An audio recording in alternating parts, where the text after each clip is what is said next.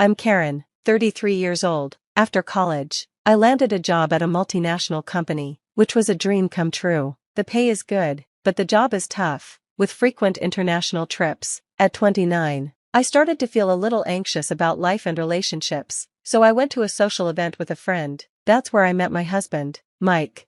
Mike is the same age as me. Unlike my job, his is a regular 9 to 5 and doesn't involve travel. Because of that, I earn more than him. After dating for a year and starting to talk about marriage, Mike seemed worried. He asked me, "Can I really make you happy with the way things are?"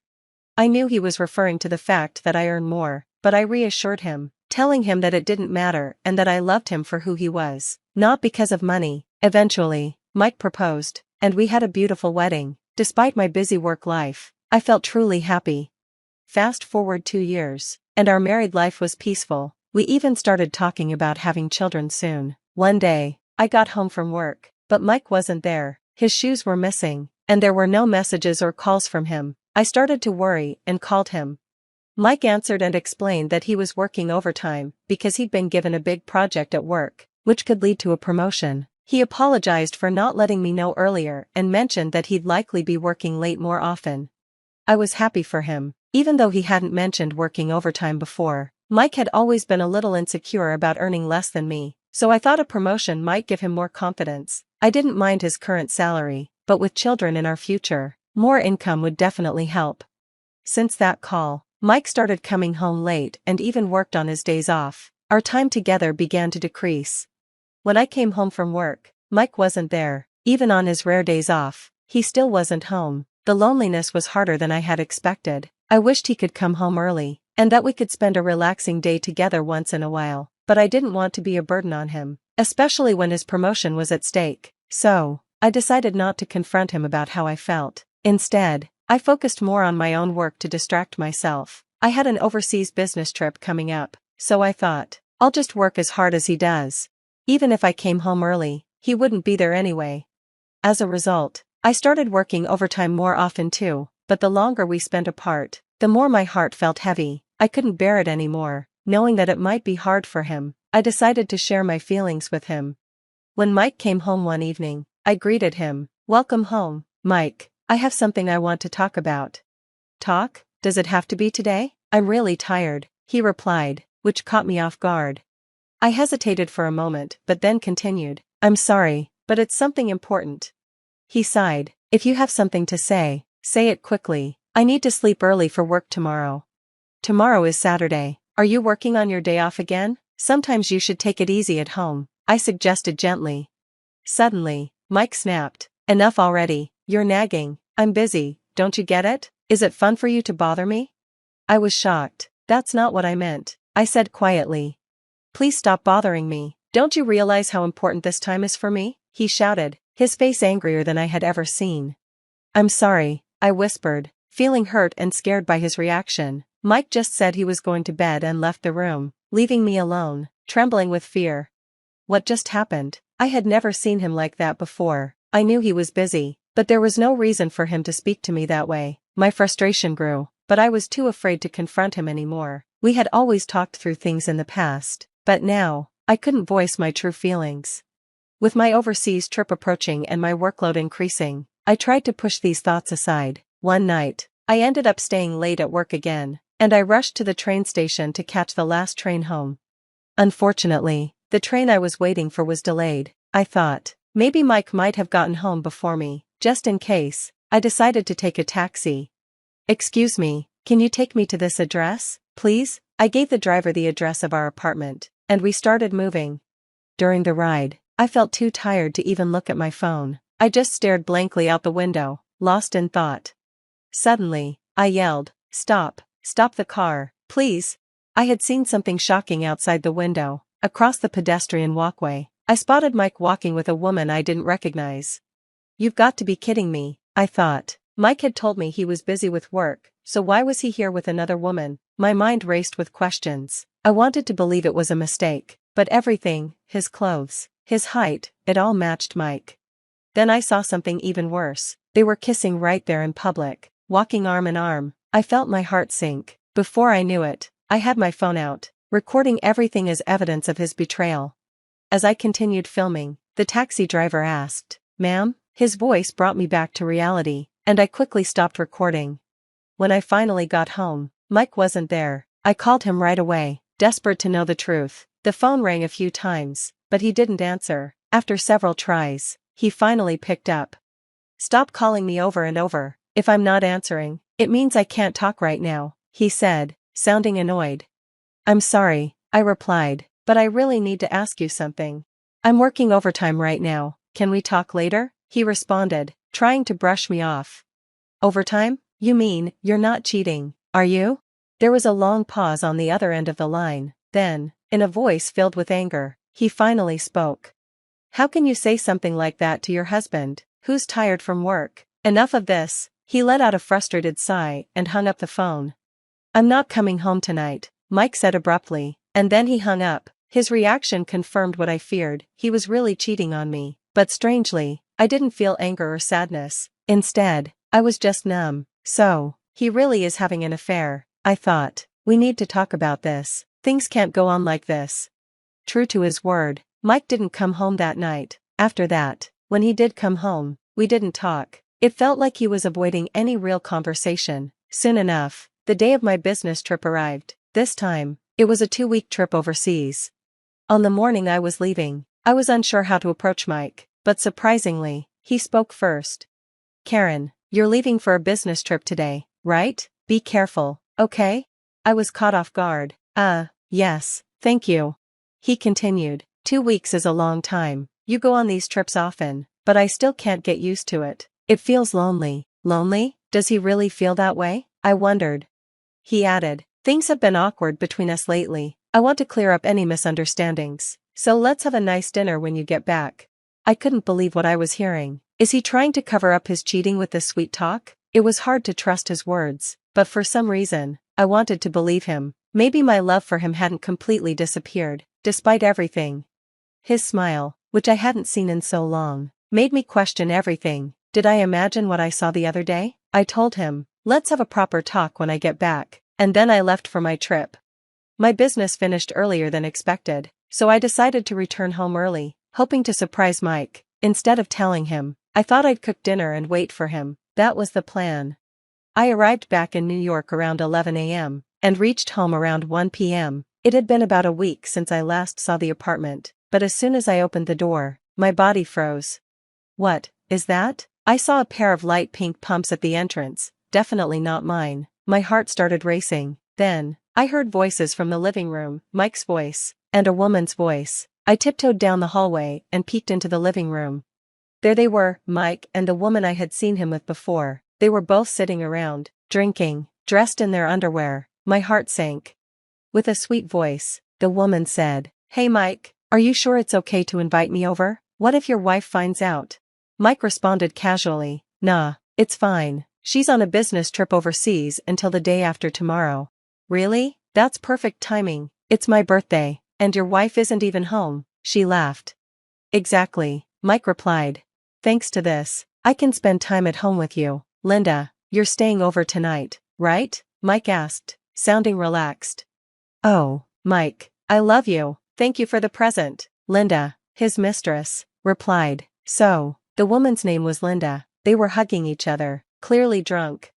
This must be a joke, I thought. Just because I earned more money, how could he do this to me? And in the apartment that I rented in my name? I felt sick to my stomach, but I pulled out my phone and recorded the whole thing as evidence. When they settled down, I quietly left the apartment, tiptoeing to avoid being noticed. As I walked out, sweat poured down my face, and my heart pounded. Despite everything I had just seen, part of me still didn't want to believe it. I kept hoping it was all a lie, but the image of them together was burned into my mind. I couldn't stay married to him anymore. I had to take action. I dialed Mike's number and waited for him to answer. He casually picked up, saying, Hello? I tried to sound urgent. Hey, where are you right now? Huh? I'm at work. Of course. What time do you think it is? He replied, clearly trying to sound convincing. Yeah, I guess so, I said, but it seems like someone is at home right now. His voice wavered as he stammered, what?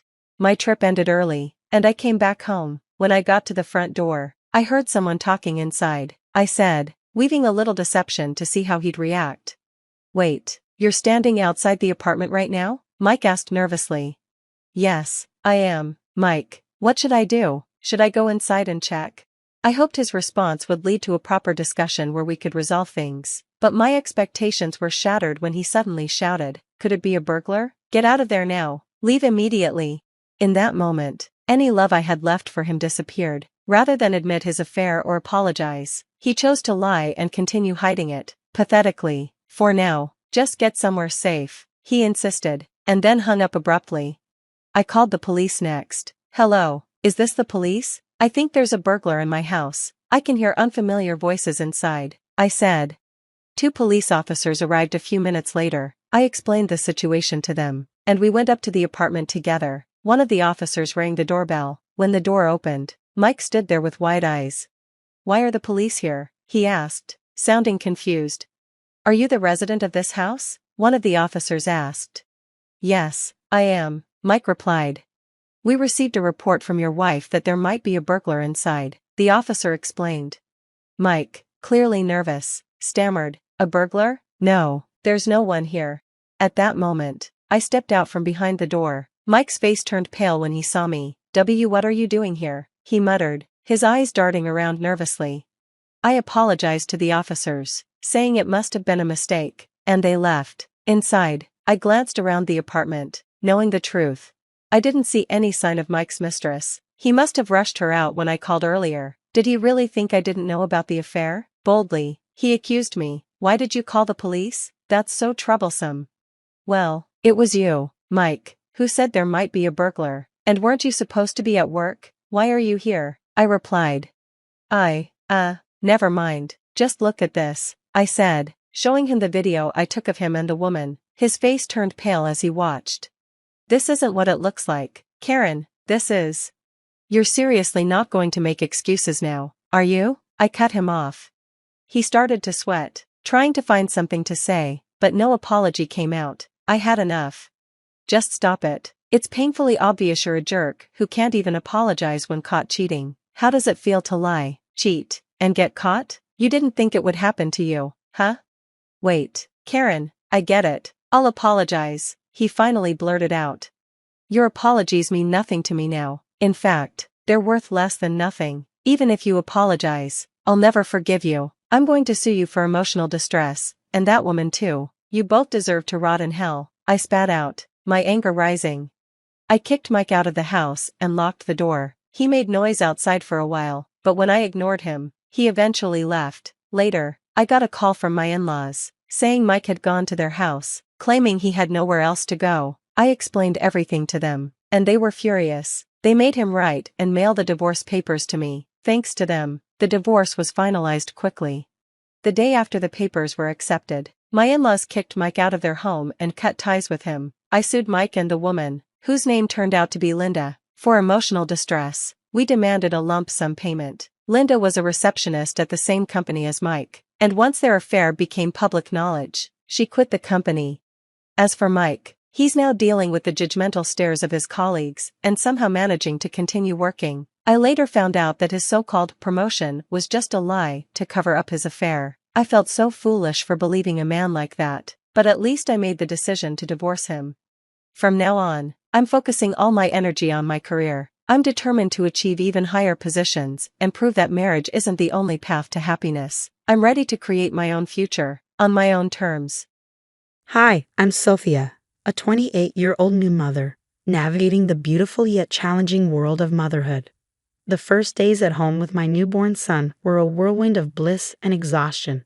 Despite the immense joy he brought into our lives, the physical recovery from childbirth was tougher than I anticipated. The house was in constant disarray, laundry piled up, and dishes rarely made it out of the sink. One afternoon, as I was trying to soothe my crying son, the doorbell rang unexpectedly. It was Linda, my mother-in-law, who popped in unannounced. Her eyes quickly scanned the cluttered living room before settling on me with a blend of concern and disapproval. "I thought I'd come and see how you're managing, dear," Linda said, stepping over a stray baby toy. "Tom mentioned you might need some help." "Thanks, Linda. Things are a bit hectic, but we're managing," I replied, trying to mask the stress in my voice. Linda walked into the kitchen, where the clatter of unwashed dishes echoed around us. It looks like you could use more than a little help, she remarked, her tone sharp. This place is a mess. Is this how you plan to raise my grandson? Her words stung, and I felt the weight of her judgment crushing my already fragile spirit. I'm doing the best I can, I said defensively, holding my son a little tighter. Linda sighed heavily. Sophia, being a mother is about prioritizing, and right now, it seems like you're not prioritizing anything at all. I was about to respond when Tom walked in. Seeing the tension, he quickly tried to defuse the situation. Mom, Sophia is doing an amazing job. It's been tough with the baby not sleeping well, Tom said, trying to defend me. Instead of backing down, Linda turned to Tom. You need to help her understand what's at stake. It's not just about keeping the house clean. It's about responsibility. She's not living up to the family standards. Tom looked at me, then back at his mother, torn. Mom, please let's not do this now. Sophia's recovering, but that's exactly when you need to instill discipline. Linda interrupted, her voice rising. If she learns it now, she'll manage better in the future. You can't be soft on her, Tom. Maybe you're right, Mom. Maybe Sophia needs to learn the hard way, Tom said, the words feeling foreign as they left his mouth. Exactly, Linda nodded, pushing Tom gently but firmly toward me. Show her that this behavior won't be tolerated. I barely had time to react before Tom's hand struck my cheek. The sound echoed through the room, a stark and horrifying marker of the line that had been crossed. I held our son close, his cries mingling with the rapid beating of my heart. Tom, what are you doing? I managed to say through tears, the pain from the slap less than that of the betrayal. This is for your own good, Sophia. You need to learn, Tom said, his voice hollow, his eyes not meeting mine. The room fell silent except for the soft whimpers of my son. Tom glanced at me apologetically, his face a mix of frustration and embarrassment. Linda stood firm, her expression unreadable but her stance uncompromising. What was supposed to be a supportive visit had turned into a full-blown critique of my parenting and my worth. As Linda prepared to leave, she whispered something to Tom at the door. I couldn't hear it all, but her insinuating tone and Tom's troubled look told me it wasn't words of support. That night, as I rocked my son to sleep, I couldn't shake off the feeling of dread that had settled over me. What was supposed to be a supportive family structure felt more like a tribunal, and I was on trial. As I tended to my son and my stinging cheek, the clarity of my next steps formed amidst the chaos. I needed a plan, a way out, not just for my safety but for the well-being of my little boy. The house that once felt like a home now felt like a trap set by the very people who were supposed to love and protect us. The night after Tom slapped me under the manipulative guidance of his mother, Linda, I couldn't bear to sleep next to him. With my baby in my arms, I retreated to the nursery, a room that had been a sanctuary of sorts these past few weeks. As I rocked my son back to sleep, the events of the day replayed in my mind, each replay sharpening the pain and betrayal. The next morning, while Tom was at work and Linda presumably in her own domain, I made the call. Jessica answered on the second ring. Jess, it's me. I need that help you offered, I said, my voice a mix of fear and determination. Say no more, Sophia. I'll come by today with my truck. We can store your things at my place until you figure out where you want to go, Jessica responded, her voice firm and reassuring. The plan was simple but risky. I would pack as much as I could during the day, focusing on essentials for my son and me. Jessica would help me move everything to her place in the evening. We decided it was best to leave before Tom came home from work. I knew if I faced him, he might sway me with apologies, or worse, the influence of Linda might prevail again. Throughout the day, as I packed every outfit, every baby toy felt heavy with memories and what-ifs. But the echo of Tom's slap and the look in Linda's eyes were all the reminders I needed that staying was not an option. By late afternoon, most of our things were boxed up and hidden in the garage. Jessica arrived just as the sun began to set, her presence a beacon of hope in what had been one of the darkest days of my life. Ready? She asked as she walked in, taking in the scene of our life reduced to boxes and bags. As I'll ever be, I replied, holding my son a little tighter. We worked quickly, loading the truck with the stealth and speed of a well-oiled machine. The nursery, my sanctuary, was the last room I cleared. I took a moment there, a silent goodbye to the life I had hoped to build with Tom. Driving away from the house, I watched it disappear in the rearview mirror, a chapter closing with a heavy but hopeful heart. My baby slept quietly in his seat, unaware of the change but finally safe. This was the first night of our new life, one where fear and manipulation would no longer hold sway. Safe at Jessica's place, my resolve only grew stronger. The peace and support I found there contrasted sharply with the oppressive atmosphere of my own home. It was here, in this sanctuary, that I began to meticulously plan how to expose Tom and Linda for their true colors.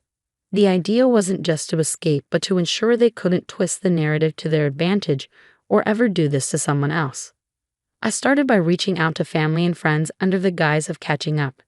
During these conversations, I subtly recorded any mentions of Linda's behavior or Tom's unusual submission to her. Some were wary, but many were unaware of the depths of manipulation and control Linda wielded. Over the weeks, these bits of evidence began to form a clearer picture. I compiled text messages, voicemails, and recorded calls. I even managed to capture a particularly damning video of Linda coaching Tom on how to handle me, using language that made it clear this was more about control than concern. With everything in place, I chose the venue for the confrontation, a family gathering hosted by Tom's sister for her anniversary. It was a neutral place with enough family members present, some of whom had quietly expressed discomfort with Linda's dominance in the family dynamics. On the day of the gathering, my nerves were taut as a wire. I arrived with Jessica, who had agreed to support me through this ordeal. The murmurs of greeting were tepid.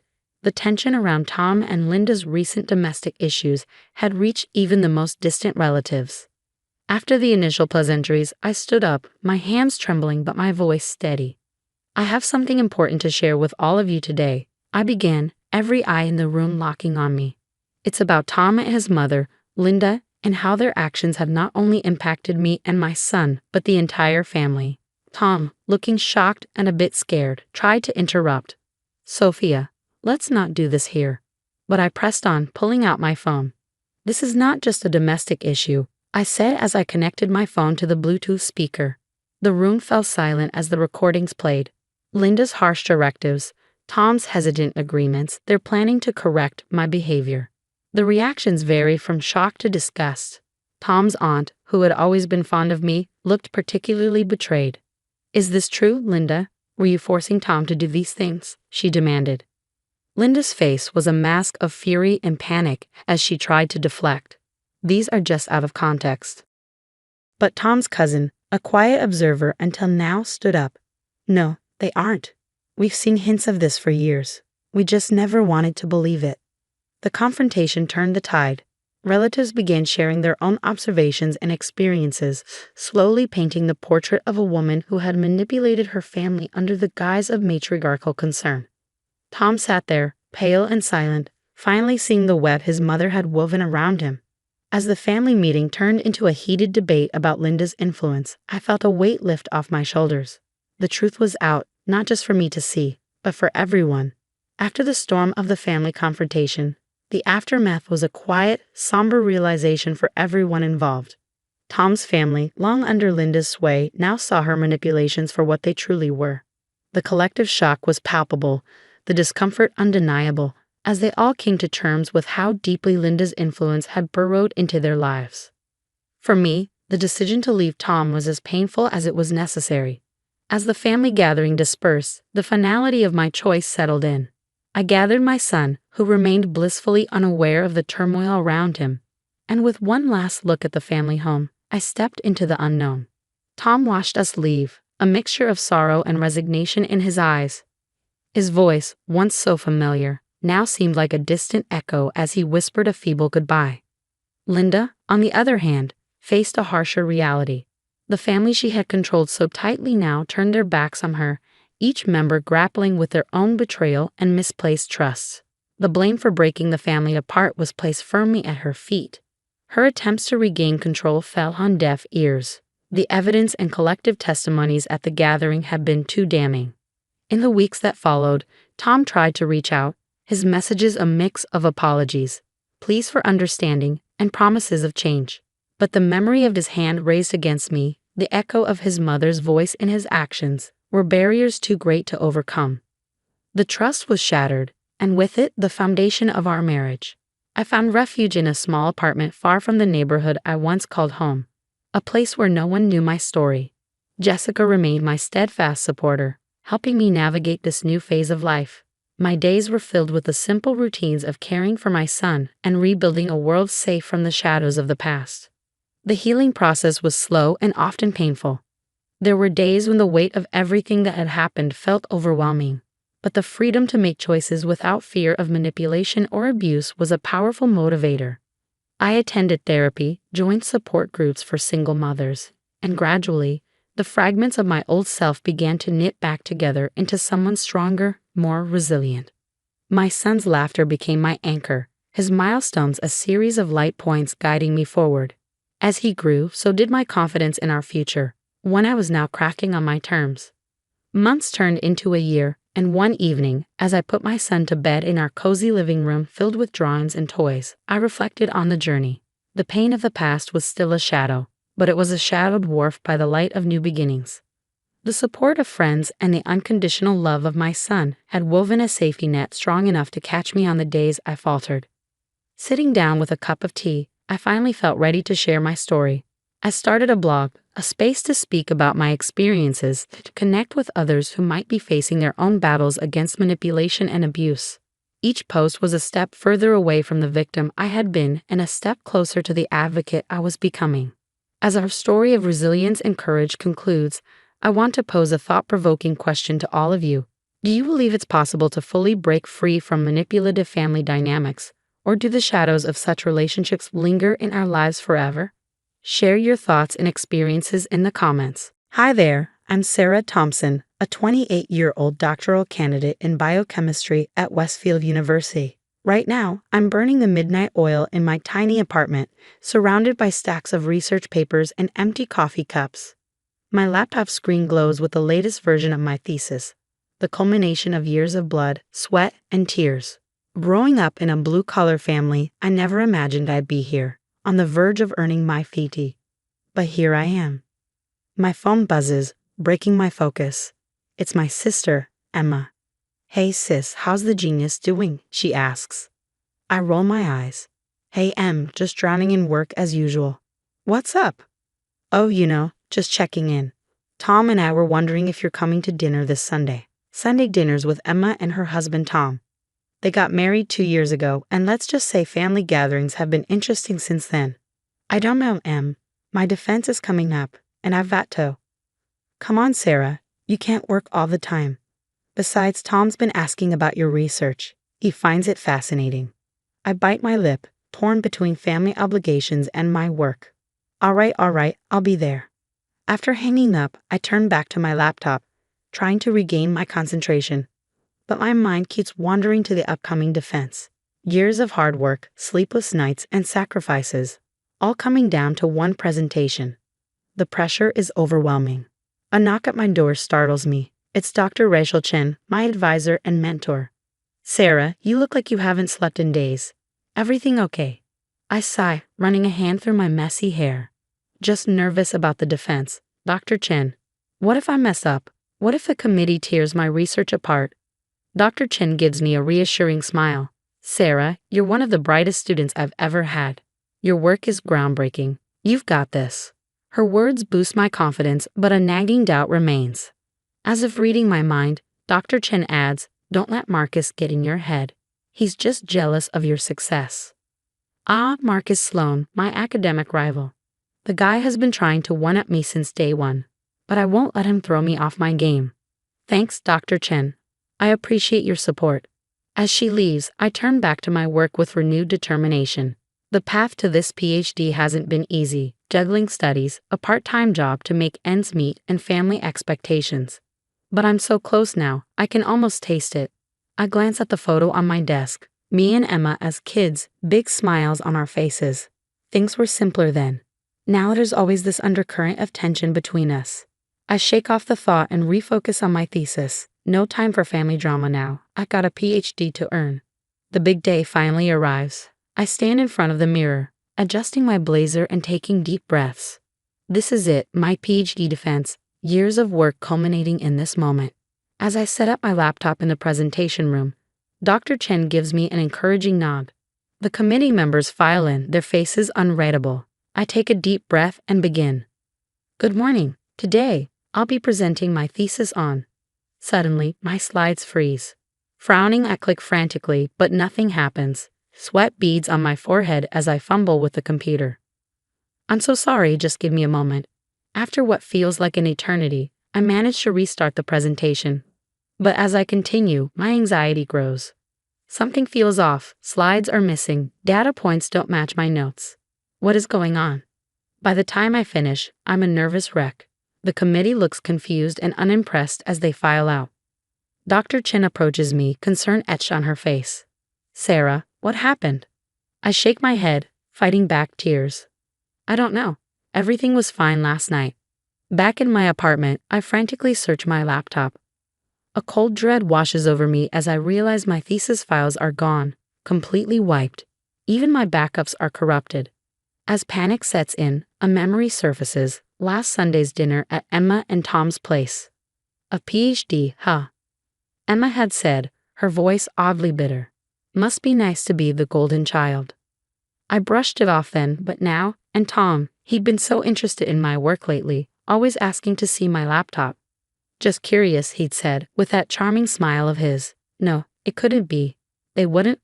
Would they? My phone buzzes. It's Dr. Chen. Sarah, the committee's concerned. I convinced them to grant you an extension. But what's going on? Dr. Chen asked. I spilled everything, the missing files, my suspicions. Dr. Chen listened patiently, then said, That's a serious accusation, Sarah. We need solid evidence before taking any action. For now, focus on rebuilding your work. I'll help you explain the situation to the department. After hanging up, my mind reeled. How could this happen? My own family? A text from Emma popped up. Hey sis, heard about your defense. Tough break. Need any help? I stared at the message, anger and disbelief churning inside me. If they really did this. No, I couldn't confront them, not yet. I needed proof. I looked at my empty laptop screen, the weight of the task ahead crushing me. My reputation was in tatters, years of work gone. But I wasn't going to let them win. I opened a new document and started typing. I'd rebuild my thesis from scratch if I had to, and I'd find out the truth, no matter what it took. As I worked through the night, one thought kept me going. Whoever did this was going to pay, big time. I knew I couldn't handle this alone, so I called my friend Alex, a computer whiz I met during undergrad. Sarah, this is serious stuff. We're talking cybercrime here, Alex said, examining my laptop. Can you recover anything? I asked, hopefully. Alex shook his head. Whoever did this knew what they were doing, but I can set up some safeguards to prevent future attacks. While Alex worked his magic, I hatched a plan. I bought some tiny cameras and strategically placed them around my apartment, especially near my workstation. Okay, I told Alex. Now we wait. I made a show of frantically working on my thesis, making sure to mention my progress whenever Emma or Tom were around. One evening, Emma stopped by unexpectedly. How's the rewrite going? She asked, an odd glint in her eye. It's coming along, I said cautiously. Emma fidgeted with her wedding ring. You know, Sarah, sometimes I wonder. What if I'd gone to college instead of marrying Tom? I blinked, surprised by her candor. And it's not too late if that's what you want. Easy for you to say, she snapped. You've always been the smart one, the successful one. Do you know how that feels? Her words stung, but I pressed on. Emma, did you have anything to do with what happened to my thesis? Her face crumpled. I didn't mean for it to go so far. Tom said we'd just scare you a little, make you miss the deadline. He can be very persuasive. I felt sick, my own sister. But Emma's confession was just the beginning. A few days later, my cameras caught Tom sneaking into my apartment while I was at the lab. The footage clearly showed him tampering with my laptop. Burning with anger, I dug deeper. What I found shocked me. Tom had a history of academic fraud, having been kicked out of 2 universities for plagiarism and theft of research. How had Emma not known? But the final piece of the puzzle came from an unexpected source. Marcus Sloan, my academic rival. He'd approached me one day after class, looking nervous. Sarah, I need to confess something. Tom approached me a few weeks ago. He said if I helped him sabotage your work, he'd make sure I got the grant you were in line for. He trailed off, looking ashamed. I stared at him, speechless. I'm sorry, Marcus continued. I realize how wrong it was. That's why I'm coming clean now. I thanked Marcus for his honesty, my mind racing. I had all the pieces now: Emma's jealousy, Tom's manipulation, Marcus's involvement. Over the next few days, I meticulously compiled all the evidence: the camera footage, Emma's confession, Marcus's statement, Tom's history of fraud. I backed everything up in triplicate, determined not to be caught off guard again. As I put the finishing touches on my case, a mix of emotions washed over me: anger at the betrayal, sadness for my broken relationship with Emma, determination to see justice done. I took a deep breath and picked up my phone. Dr. Chen, I have something you need to see. The time for secrets was over. It was time to bring everything into the light. The day of reckoning had arrived. I stood before the University Ethics Committee, my heart pounding but my resolve firm. Dr. Chen gave me an encouraging nod as I began my presentation. Distinguished committee members, what I'm about to show you goes beyond academic misconduct. It's a deliberate act of sabotage and fraud. I laid out the evidence methodically: the camera footage, Emma's confession, Marcus's statement, and Tom's history of academic dishonesty. The committee members' expressions grew increasingly grave as I continued. This wasn't just an attack on my work, but on the integrity of our institution, I concluded. The room erupted in murmurs. The committee chair cleared his throat. Miss Thompson, these are serious allegations. We'll need to involve the authorities. Within hours, campus police arrived. I watched, a mix of satisfaction and sadness washing over me, as they led Tom away in handcuffs. The charges: theft of intellectual property and computer fraud. Emma showed up at my apartment that evening, her eyes red and puffy. Sarah, I don't know what to say. I never thought Tom would go this far. I couldn't bring myself to comfort her. You knew enough, Emma. You were willing to destroy my career because of your own insecurities. She broke down sobbing. But I held firm. Years of resentment and betrayal had created a chasm between us that I wasn't sure could ever be bridged. The next day, I received word that Marcus had been expelled from the PhD program for his role in the sabotage. His confession had saved him from legal consequences, but his academic career was over. The fallout continued as the university announced sweeping changes to protect students' work: enhanced cybersecurity measures, stricter penalties for academic dishonesty, and mandatory ethics training for all researchers. Amidst the chaos, I threw myself into rebuilding my thesis. Nights blurred into days as I worked tirelessly, fueled by determination and countless cups of coffee. Finally, the day of my rescheduled defense arrived. This time, as I stood before the committee, there were no technical glitches, no missing slides. I presented my work with confidence, feeling even the toughest questions with ease. When I finished, the room erupted in applause. Dr. Chen beamed with pride. Congratulations, Dr. Thompson. Your thesis has been accepted with distinction. The weight of the past few months lifted from my shoulders. I had done it. Despite everything, I had persevered. As the committee filed out, Dr. Chen pulled me aside. Sarah, your resilience through this ordeal has been remarkable. I'd like to offer you a postdoctoral position in my lab. Your insights would be invaluable to our research. Overwhelmed with gratitude, I accepted on the spot. The day of the graduation ceremony arrived. As I donned my cap and gown, I couldn't help but reflect on the tumultuous journey that had brought me here. I spotted Emma in the audience, her expression a mixture of pride and regret. She approached me after the ceremony, tears in her eyes. Sarah, I'm so proud of you, and I'm so sorry for everything. Can we please try to mend things? I looked at my sister, feeling a pang of sadness for the relationship we once had. But too much had happened. Trust, once broken, is not easily repaired. I'm sorry, Emma. I need time, a lot of time.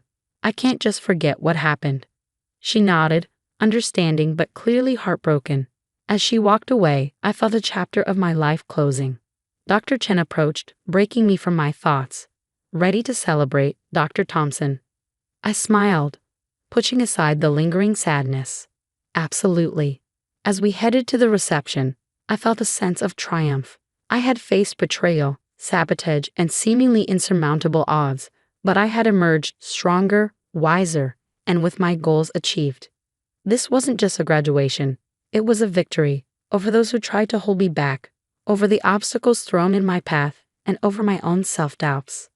As I raised a glass with my colleagues, celebrating our achievements, I knew this was just the beginning. Whatever challenges the future held, I was ready to face them head-on. After all, I was Dr. Sarah Thompson now, and nothing could take that away from me. Hi, I'm Lisa, a 30-year-old mother of 2 amazing kids.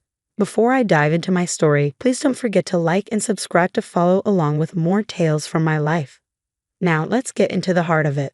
Living on property owned by my in-laws with my husband and our kids seemed perfect at first. It was one of those setups where you imagine big family dinners and cousins growing up more like siblings. But things took an unexpected turn when my brother-in-law, Mark, moved into the house next door with his wife and their 3 kids. Initially, it was just small favors, watching Mark's kids for an hour here and there. "Hey Lisa, could you watch them while I run to the store?" Seemed reasonable at first, but as weeks passed, the favors became demands. "Just keep an eye on them this afternoon, will you? I've got errands." Mark's casual requests soon became a daily routine. One afternoon turned into every afternoon, and before I knew it, I was practically a full-time sitter, unpaid and exhausted. Even my own kids started to notice. "Mom, why are you always watching Uncle Mark's kids? Don't you do stuff anymore?" Each question broke my heart. I loved my nieces and nephews, but I missed my own kids, our afternoons filled with little adventures and lazy picnics in the backyard. When I confronted Mark about it, the conversation didn't go as I'd hoped. "Lisa, you know we all have to pitch in. We live on family property. It's not just about you and your little family. We're all in this together, right?" His tone had a sharpness I hadn't expected. It felt less like a question and more like a warning. The implication was clear. My living situation was leverage he was ready to use. I tried talking to my husband about it. "Honey, I'm really struggling with the amount of time I'm spending with Mark's kids. It's becoming too much." He sighed, rubbing the back of his neck anxiously. "I know, Lisa, but what do you want me to do? Mark is family, and he's right next door. Plus, Mom and Dad wouldn't want us to cause a stir." His words stung. Not only was I feeling overwhelmed and exploited, but now it seemed like I was alone in this struggle. Mark's demands were straining my relationship with my own children and my husband. I lay awake that night, the weight of my husband's nonchalance and Mark's entitlement suffocating me. I love my family, but at what point did my duties to them outweigh my responsibilities to my own children and to myself? As the days passed, the strain grew. Each request from Mark added to an invisible barrier building between me and my sense of freedom. I needed a solution, a way to reclaim my life and ensure my children didn't feel like secondary characters in their own home story. But with every passing day, the answer seemed to slip further away, buried under familial obligations and the fear of upsetting a delicate balance that had never really favored me to begin with. "Come on, Lisa. It's just a few hours more each week. You're helping the family. Isn't that what we should all be doing?" Mark's words were smooth, but the edge behind them was impossible to miss. "You know we're tight right now, Mark. I've got my job, the kids have their schedules. I can't manage all this without something giving way. Look, if you can't prioritize what's important, maybe you shouldn't be here at all. I'm sure I can talk to Mom and Dad about this situation." His threat hung in the air, thick and heavy. The idea of being evicted because I couldn't meet his demands was absurd, yet terrifyingly possible. His words echoed in my head, a relentless reminder of the precarious thread our lives hung by. Later that evening, I tried to open up to my husband about it. He was tired, the lines on his face deeper after a long day. Mark mentioned talking to his parents if I don't comply with what he wants. Can you believe that? Using their house as leverage? He paused, the wariness in his eyes shifting to discomfort. "He's my brother. He wouldn't really do that, would he? Maybe it's just his way of nudging you to help more." "That's not a nudge. That's a threat. And why am I the only one who has to help more? Why doesn't he ask the same of anyone else?" He didn't answer, just shifted his gaze to the floor, a silent admission that left a cold dread settling in my stomach. The room felt smaller, the walls closing in as the reality of my situation became clearer. Days passed, and the tension grew. Conversations with Mark became a careful dance around landmines, each word measured, each sentence weighed for impact. "Why can't your wife help with the kids sometimes? Why is it always me?" Mark laughed, a harsh sound that grated on my nerves. "Because she's busy with her new project, and you, well, you're just here, aren't you? Available and capable. Think of it as your contribution to our collective well-being. Being available doesn't mean I'm at your disposal, Mark. This is unfair to me or my kids. He shrugged, dismissive. Fair is relative. Look, just think about it. What I said about talking to the parents, maybe that'll help clarify things for you. Mark's threat was no longer just an implication. It was explicit, a sword dangling over my head.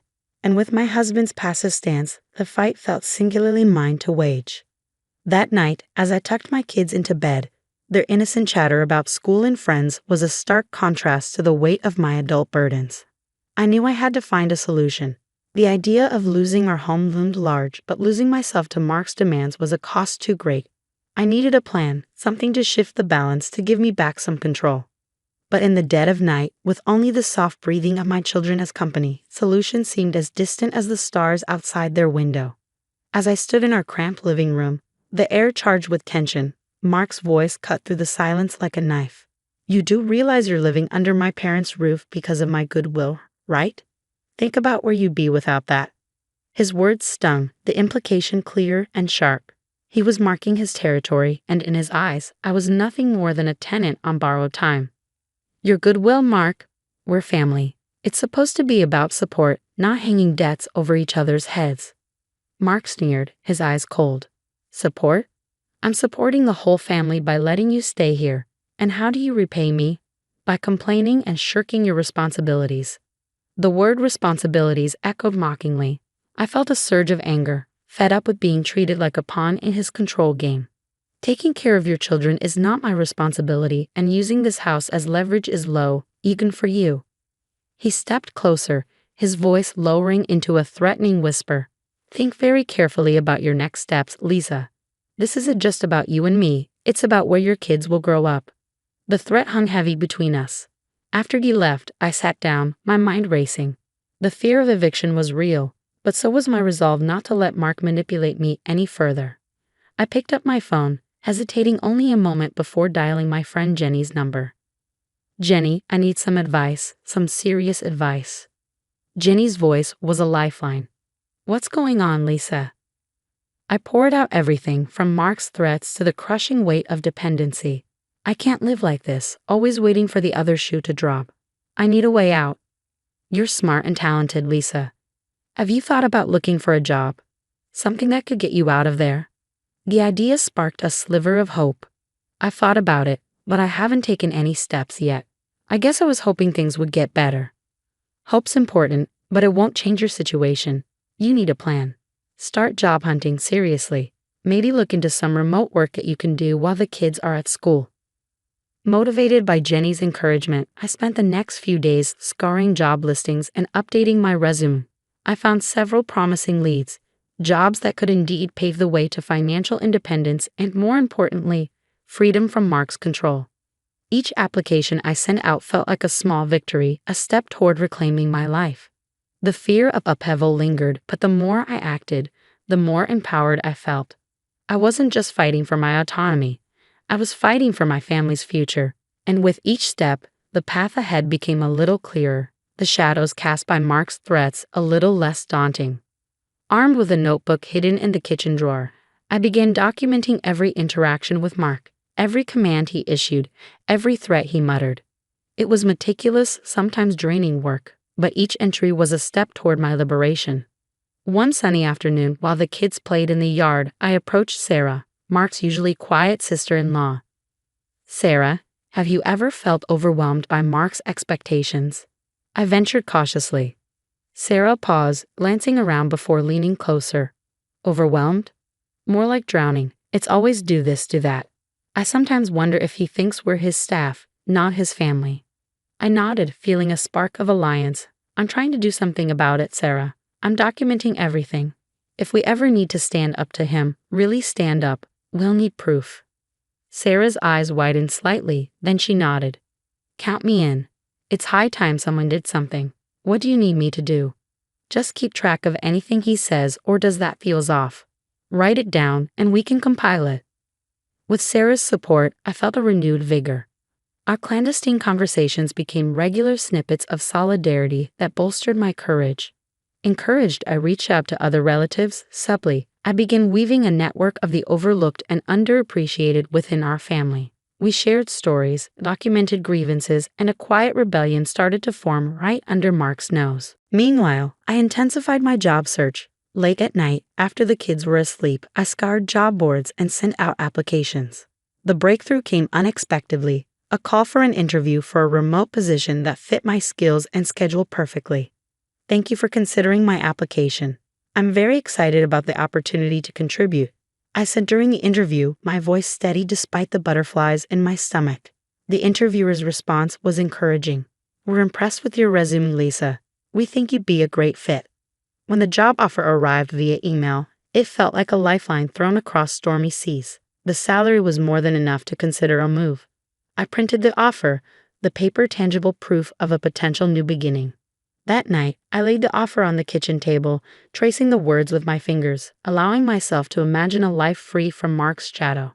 I planned out the next steps, budgeting, looking for a rental, and discussing the move with the kids. As the plan solidified, I felt a mix of fear and excitement, but above all, there was determination. I wasn't just plotting an escape for my own family, I was setting a precedent. Perhaps in doing so, I would light a beacon for others in my family, showing that Mark's control was not absolute, that change was possible. We were not just his pawns, we were players too, and it was our move. With a new job secured and my dossier of evidence thick with documented grievances, I called for a family meeting. It was time to bring everything into the open. As everyone gathered, the air was thick with tension, anticipation mingling with the faint hope of resolution. Mark, unaware of my newfound position, carried his usual air of authority. I've called this meeting because there are things we need to discuss as a family, I began, my voice stronger than I felt. It's about our family dynamics, about how we treat each other. Mark scoffed lightly. What is this? A therapy session? Come on, Lisa, what's the real reason we're here? Ignoring his remark, I continued pulling out my notes.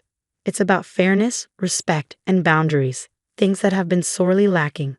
I looked around, meeting the eyes of my family members. Many of us have felt overshadowed by Mark's demands and expectations. It's time we address this. One by one, I read the entries from my notes, instances where Mark had overstepped, times he manipulated our dependencies for his gain. The room grew quieter with each example, the weight of the words settling around us. Then, unexpectedly, Sarah spoke up. Lisa's right, I've felt it too. Mark, you've been taking us for granted, using our gratitude for this home to control us. Others chimed in, their voices tentative but growing in confidence. The grievances poured out, not with anger, but with a plea for change. Mark looked around, the realization dawning that his usual tactics wouldn't work this time. I didn't realize you all felt this way. I thought we were just functioning as a family. It's not functioning if it's only working for you, I said, my tone steady. We need to find a balance where everyone feels respected. The discussion that followed was long overdue. We talked about expectations, responsibilities, and most importantly, respect. By the end, the family dynamic had shifted perceptibly. Mark, faced with the collective voice of the family, had to acknowledge his overreach. In the weeks that followed, I prepared for our move. The decision to leave was bittersweet, filled with the promise of independence but tinged with the sadness of change.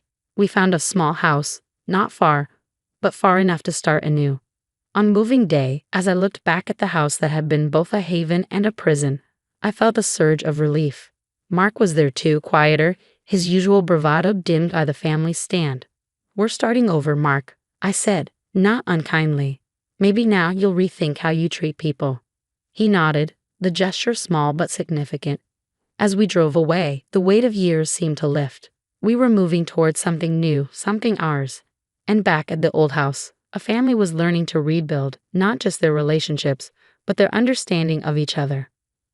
Now that our story has ended, I'd love to hear your thoughts. Should family property ever be used as leverage in personal conflicts? Drop your opinions in the comments below. And if you enjoyed this video, please like and subscribe to our channel. Hi, I'm Melissa.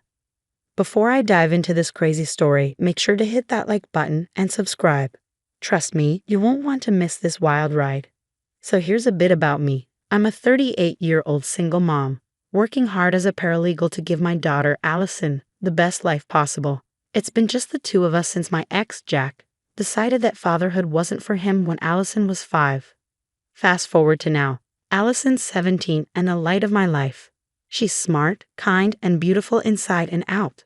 When Allison told me about prom, I was over the moon. Mom, Tyler asked me to prom. She squealed after school one day.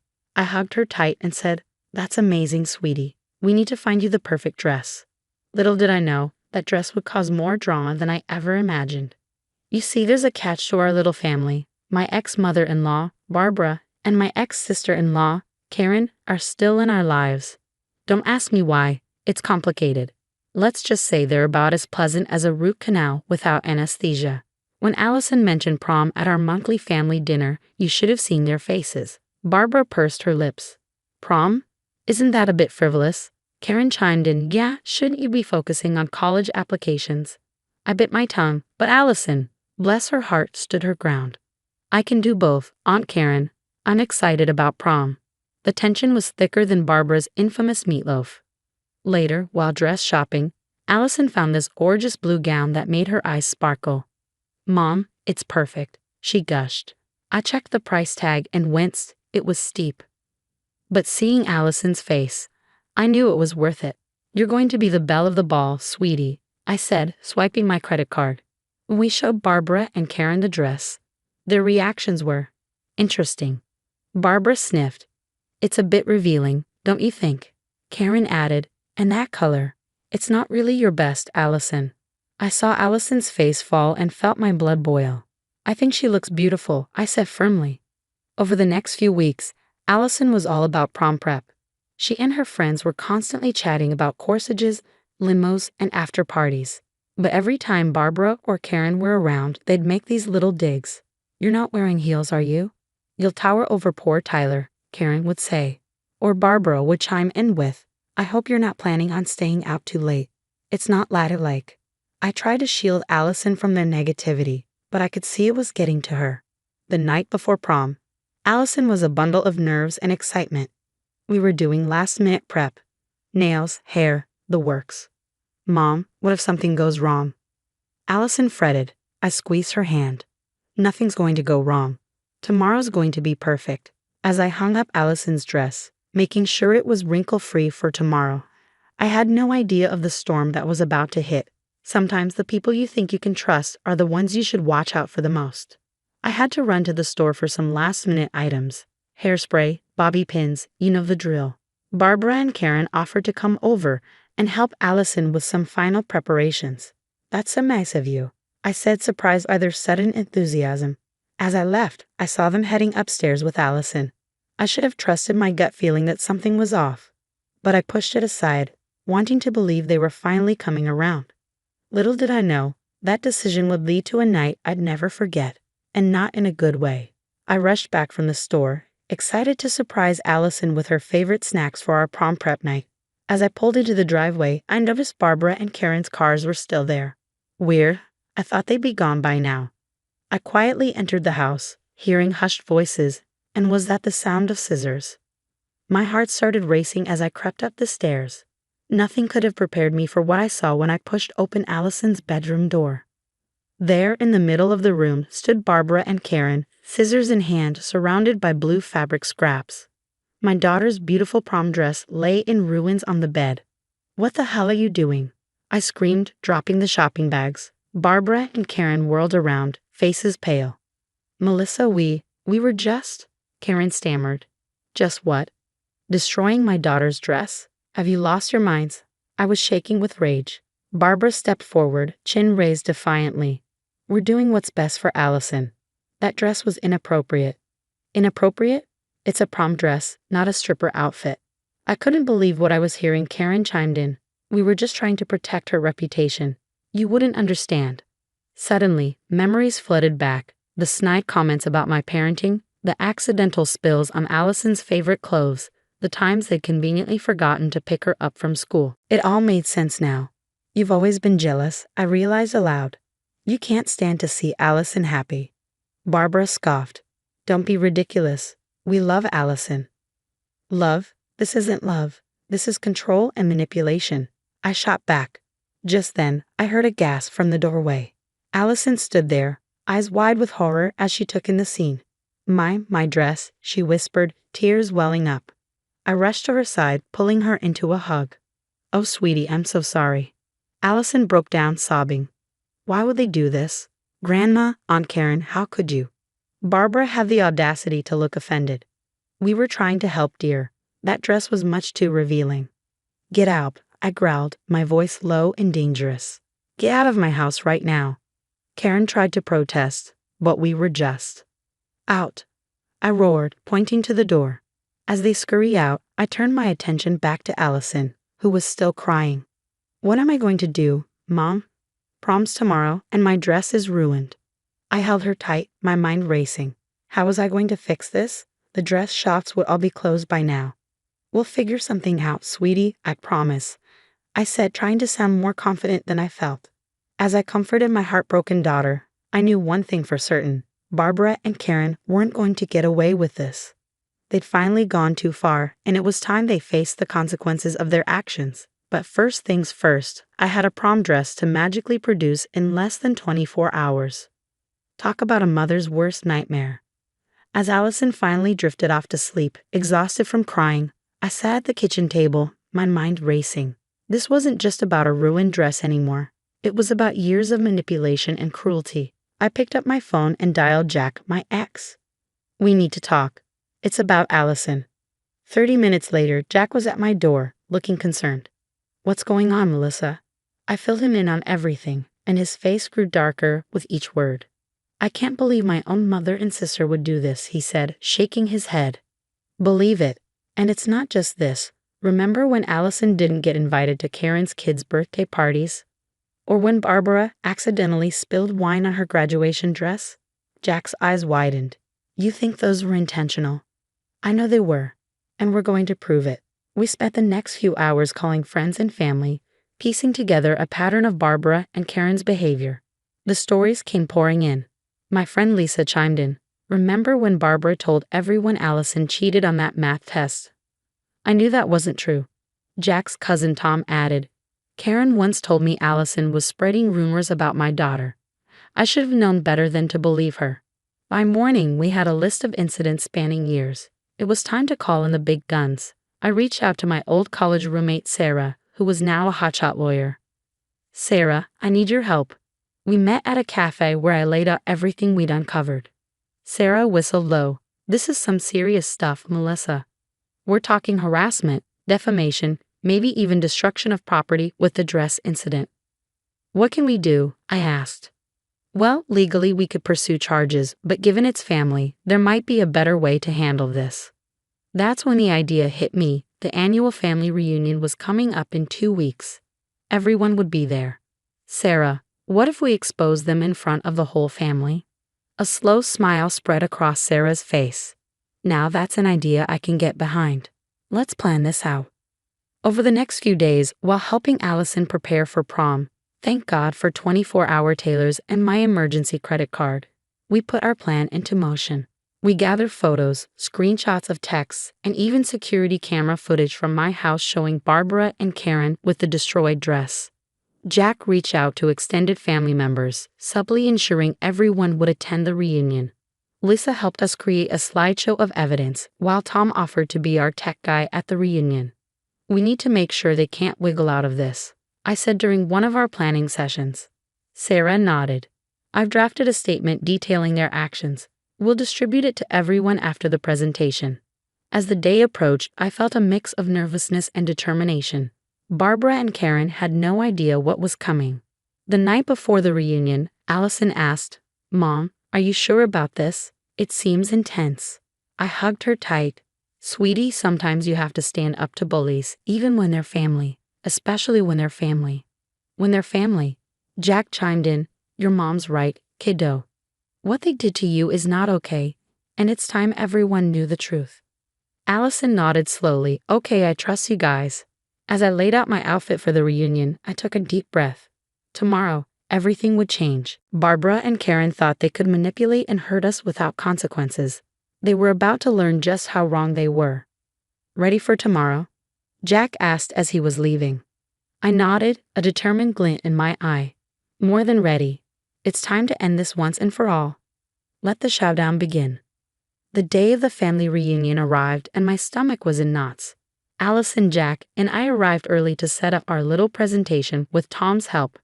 As family members started trickling in, I could see Barbara and Karen, all smiles and hugs like nothing had happened. The sight made my blood boil.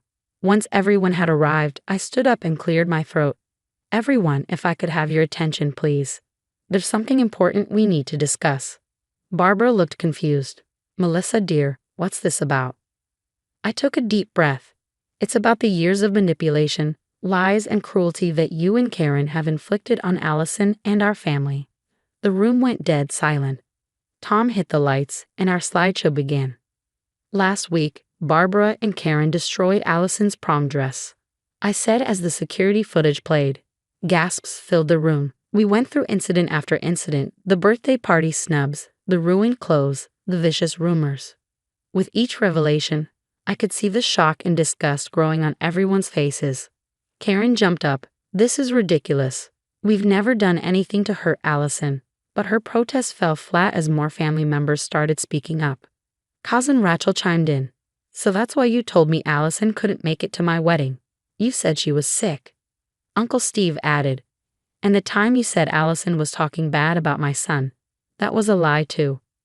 Barbara and Karen's faces were pale, their eyes darting around the room, looking for allies. They found none. Sarah stepped forward, her lawyer mode in full swing. What you've done constitutes harassment and defamation, not to mention the destruction of property. We have grounds for legal action. Barbara scoffed. You wouldn't dare. We're family. I locked eyes with her. Family doesn't do what you've done. You've left us no choice. The fallout was immediate. Other family members started sharing their own stories of Barbara and Karen's manipulations. It was like a dam had broken. In the end, we didn't need to press charges. The family decided on their own to cut Barbara and Karen out. No more invitations, no more contact. Allison's prom night was a triumph. In her new dress, even more beautiful than the first, she was radiant. Mom, she said as she was leaving, thank you for everything. I hugged her tight, fighting back tears. Always, sweetie. I'll always have your back. Later that night, as I reflected on everything that had happened, I realized something important. Standing up to toxic people, even family, isn't easy. But it's necessary, for ourselves and for the people we love. And that's the end of Melissa and Allison's story. Now, I've got a question for you. Was Melissa justified in exposing Barbara and Karen's behavior to the entire family, or should she have handled the situation more privately? Is public confrontation ever the right approach when dealing with toxic family members? Share your thoughts in the comments below. Your perspective could help others facing similar family conflicts.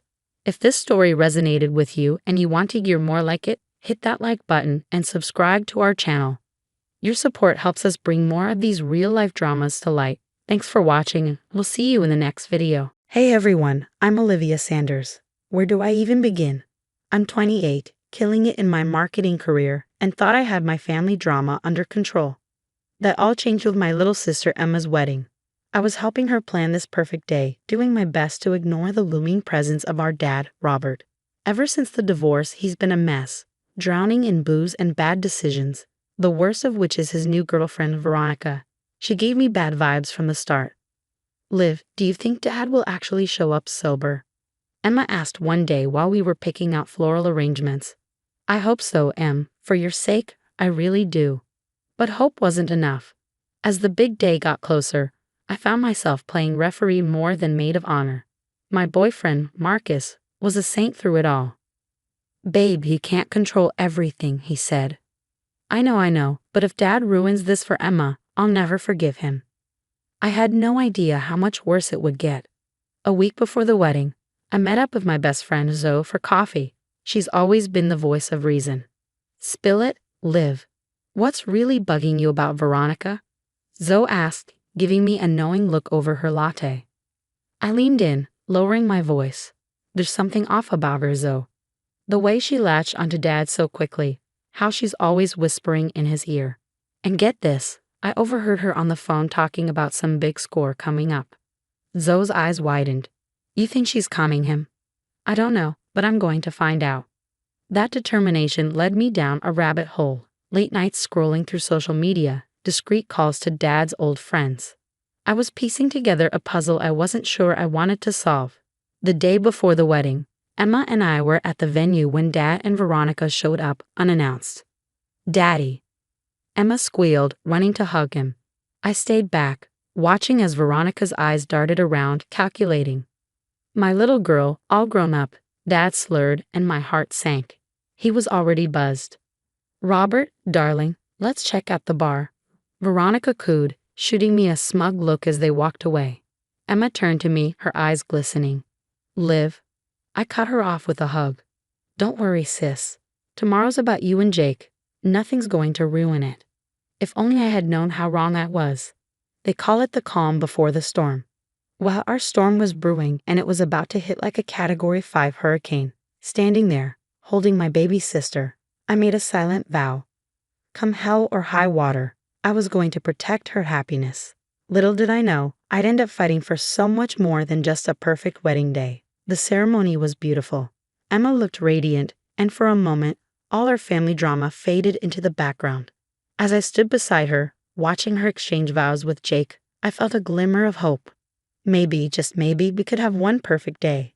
But that hope shattered the moment we entered the reception.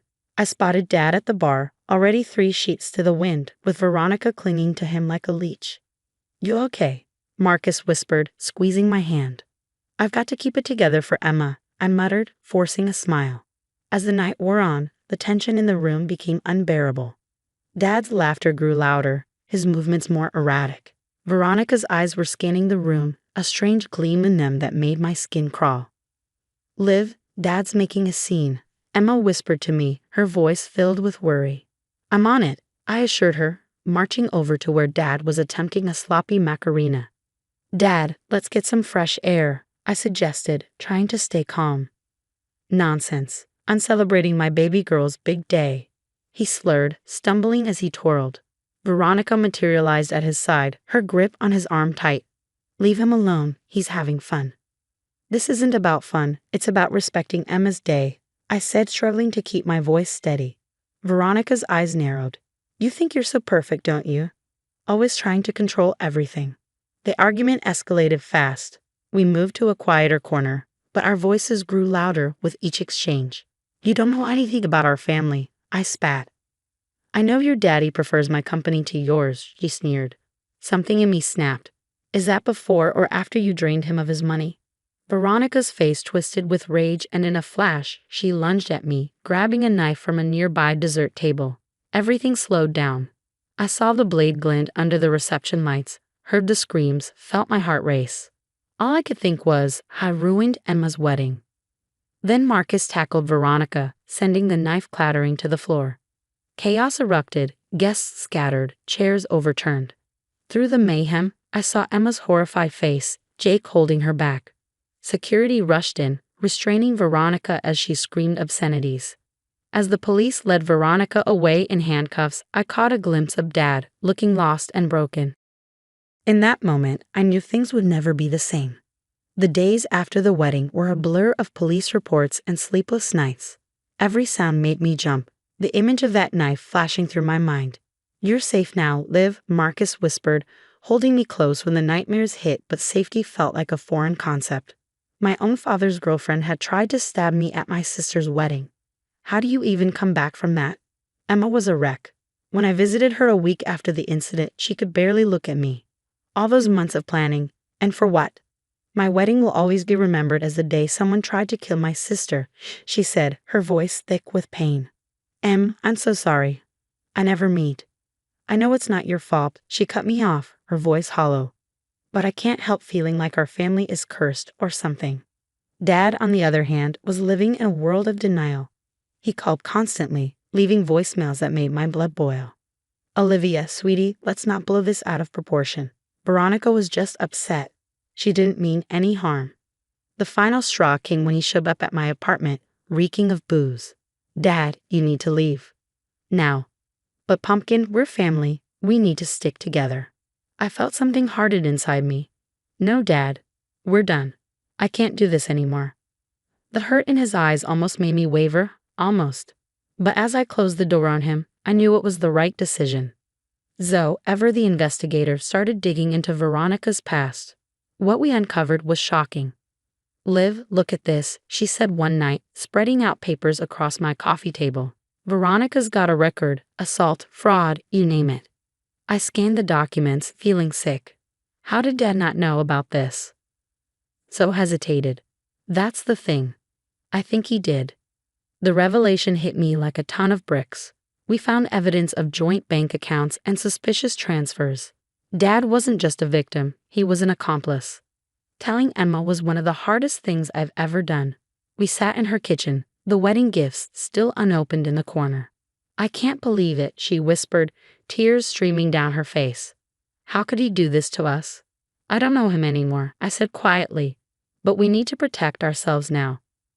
Emma nodded, her resolve hardening. "I'm with you, Liv. Always." The guilt was overwhelming. I'd exposed our father's crimes, potentially ruining his life. But had he not already done that himself? The anger and confusion were too much to handle on my own. And that's how I found myself in therapy, trying to make sense of it all. "Olivia, it's okay to feel conflicted," my therapist, Dr. Chen, assured me. "You've been through a traumatic experience and you're grieving the loss of the father you thought you had. But shouldn't I hate him after everything he's done? There's no should when it comes to emotions. What's important is acknowledging how you feel and working through it." Working through it. Easier said than done. As I left Dr. Chen's office that day, I felt a tiny spark of hope. It wasn't much, but it was a start. Maybe, just maybe, I could build something beautiful from the ashes of what my family used to be. 6 months after the wedding fiasco, I found myself in a place I never thought I'd be, happy, despite everything. Emma, Marcus, Zoe, and I had formed an unbreakable unit, our bond stronger than ever. To new beginnings, Emma toasted one night over dinner at my place. And to family, the one we choose, I added, clinking glasses with my sister. Veronica's trial was a media circus. I sat in a courtroom, my stomach in knots, as her true nature was exposed for all to see. Dad sat next to me, looking shell-shocked as evidence of her past crimes came to light. But the real bombshell was yet to drop. Zoe and I had been working tirelessly, gathering evidence of Dad's involvement in Veronica's schemes. "Your Honor, we have documentation proving Robert Sanders' complicity in Miss Blake's fraudulent activities," our lawyer announced in court. As the legal proceedings unfolded, my career was taking off in ways I hadn't expected. One Friday afternoon, my boss called me into his office. "Olivia, we're promoting you to Senior Marketing Director. Your resilience and creativity this past year have been exceptional." I left his office in a daze, immediately calling Marcus. "Babe, that's incredible." "I'm so proud of you," he exclaimed. Amidst the chaos, Emma and Jake decided to renew their vows. This time, it was a small, intimate affair in their backyard. "Second time's the charm," Jake joked, making Emma giggle as they exchanged rings once again. Watching them, I felt a weight lift off my shoulders. We were healing, finally, all of us. The day of Veronica's sentencing arrived. I stood to deliver my victim impact statement, my voice trembling but steady. The scars from that night run deep, but they've made me stronger. I'm here today not as a victim, but as a survivor. As Veronica was led away in handcuffs, I felt a chapter of my life closing. The real celebration came a month later. Emma, Jake, Marcus, Zoe, and I were at my favorite restaurant, toasting my promotion and our collective resilience. To Olivia, Zoe raised her glass, the strongest person I know. To all of us, I corrected, looking around at the faces of the people who'd stood by me through hell and back. For proving that family isn't just blood, it's loyalty and love. As we laughed and shared stories, I realized something profound. The past year had been a nightmare, but it had also been a gift. It showed me who my real family was, taught me my own strength, and gave me the courage to cut out the toxicity in my life.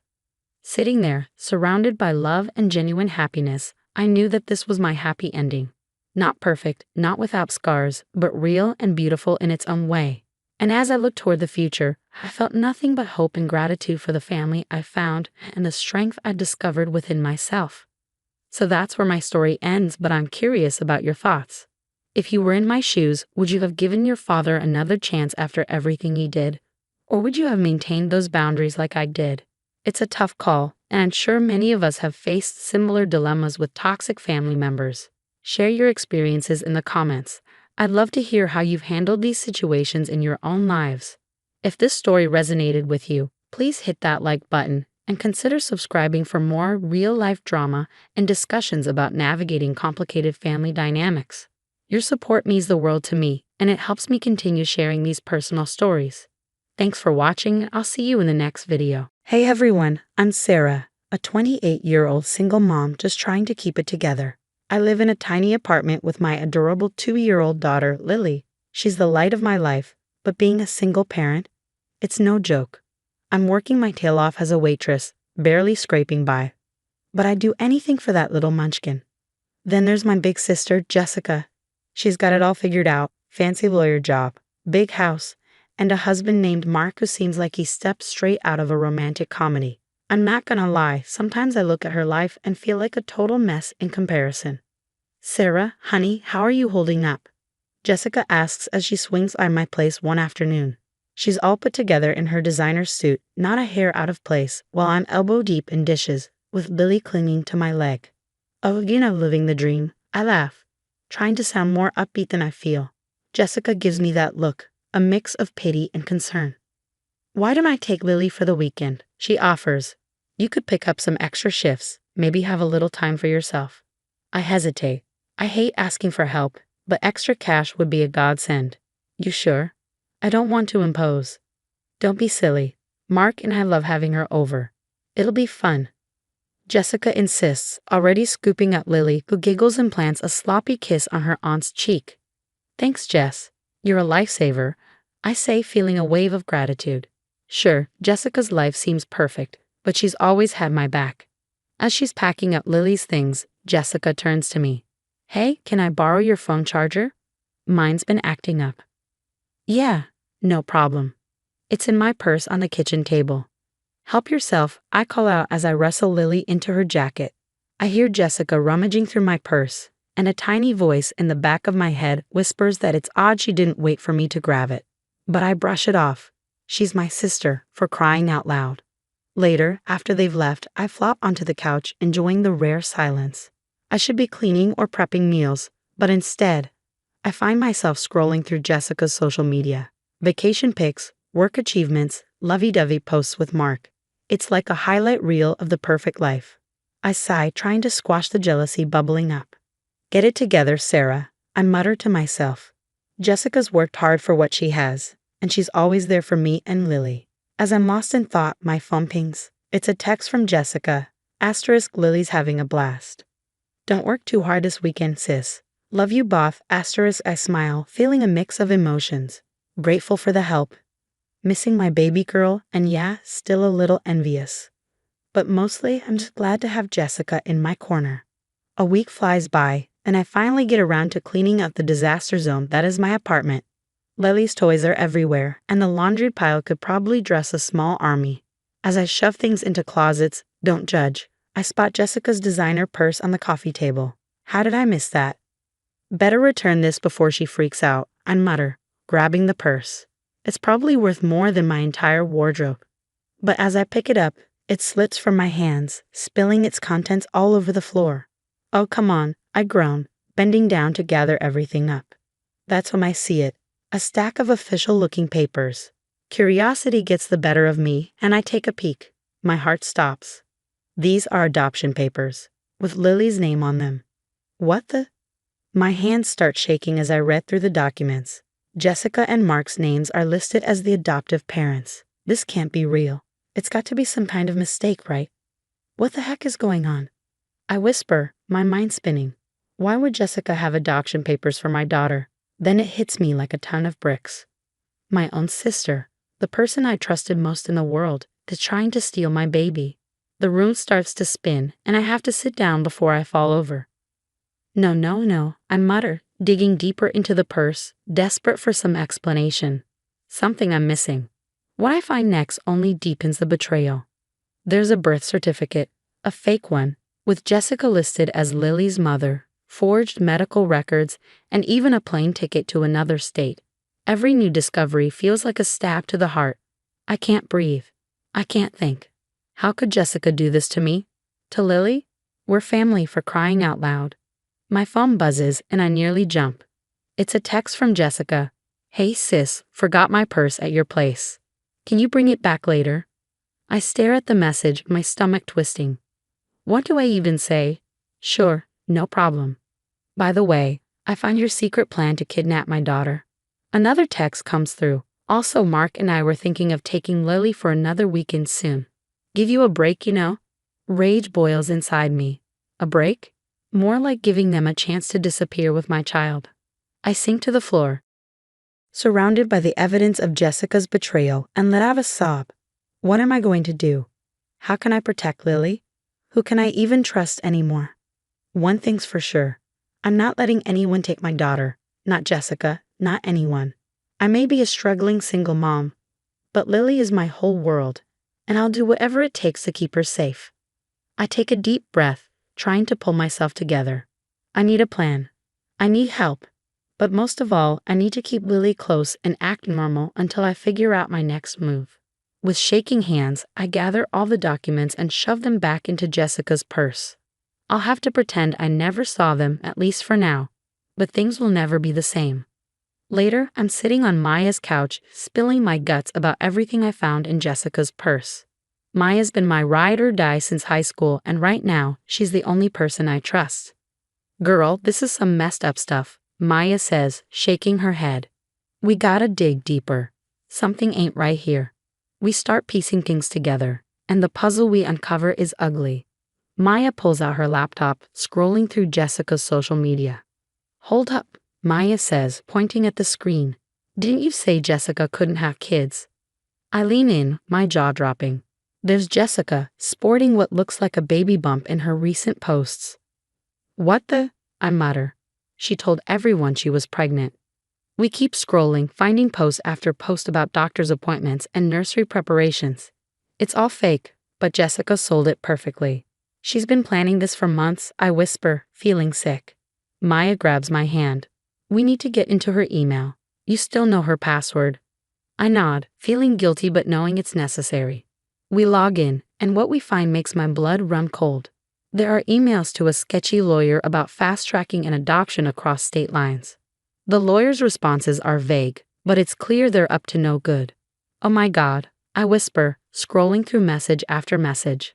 Maya's eyes widen as she reads over my shoulder. Look at this one from Mark. The email lays out their entire plan, taking Lily and disappearing, using my supposed substance abuse as justification. They think I'm an unfit mother, that Lily would be better off without me. Substance abuse? Maya asks, confused. What are they talking about? You barely drink, let alone do drugs. I don't know, I say, shaking my head, baffled. As we dig deeper, the truth gets uglier. Jessica's been isolating me from friends and family for months, always with some excuse why I couldn't attend gatherings or why people shouldn't visit. Remember when she told you your cousin Amy was talking trash about you? Maya says. Bet that was a lie too. I nod, feeling like a fool for falling for it all. Even the financial help she's been giving you was part of her plan, making me dependent on her. But the worst is yet to come. We find a series of messages between Jessica and some guy about acquiring small doses of drugs. At first, I'm confused, then it hits me. Oh my God. I gasp, my stomach churning. She's been drugging me. That's why I've been feeling so off lately. She's been slipping stuff into my food. Maya looks horrified. She's setting you up to look like an addict. That's how she's planning to take Lily. The room spins as the full scope of Jessica's betrayal sinks in. My own sister has been poisoning me, isolating me, all to steal my daughter. What am I going to do? I ask, feeling more alone and scared than ever. They have money, connections. I'm just a waitress. How can I fight this? Maya grabs my shoulders, forcing me to meet her eyes. Listen to me. You're not alone. We've got evidence now. We're going to fight this, and we're going to win. I take a deep breath, trying to steady myself. Maya's right. I can't fall apart now. Lily needs me to be strong. Okay, I say, wiping away the tears I didn't even realize I'd shed. What's our next move? Maya grins, a determined glint in her eye. Now we set a trap. We're going to catch these snakes red-handed. As we start planning, I feel a glimmer of hope. Jessica might think she's got it all figured out, but she doesn't know who she's messing with. I'm a mom, and I'll do whatever it takes to protect my baby. Watch out, sis, you picked the wrong mama bear to mess with. Later, I'm pacing my apartment, torn between wanting to confront Jessica right now and knowing I need to play it smart. Maya's been a godsend, helping me gather evidence and even hooking me up with her cousin, who's a lawyer. We need to catch her red-handed. Maya insists as she sets up hidden cameras around my place. Your word against hers won't be enough. I nod, feeling sick the day Jessica calls, offering to babysit again. I force myself to sound normal. That'd be great, thanks, sis. When she arrives, I kiss Lily goodbye, praying it'll be the last time I have to leave her with that snake. Hours later, Maya and I huddle over her laptop watching the footage. My blood boils as we see Jessica rifling through my things, making a call in hushed tones. It's all set for next week, she says into the phone. Sarah doesn't suspect a thing.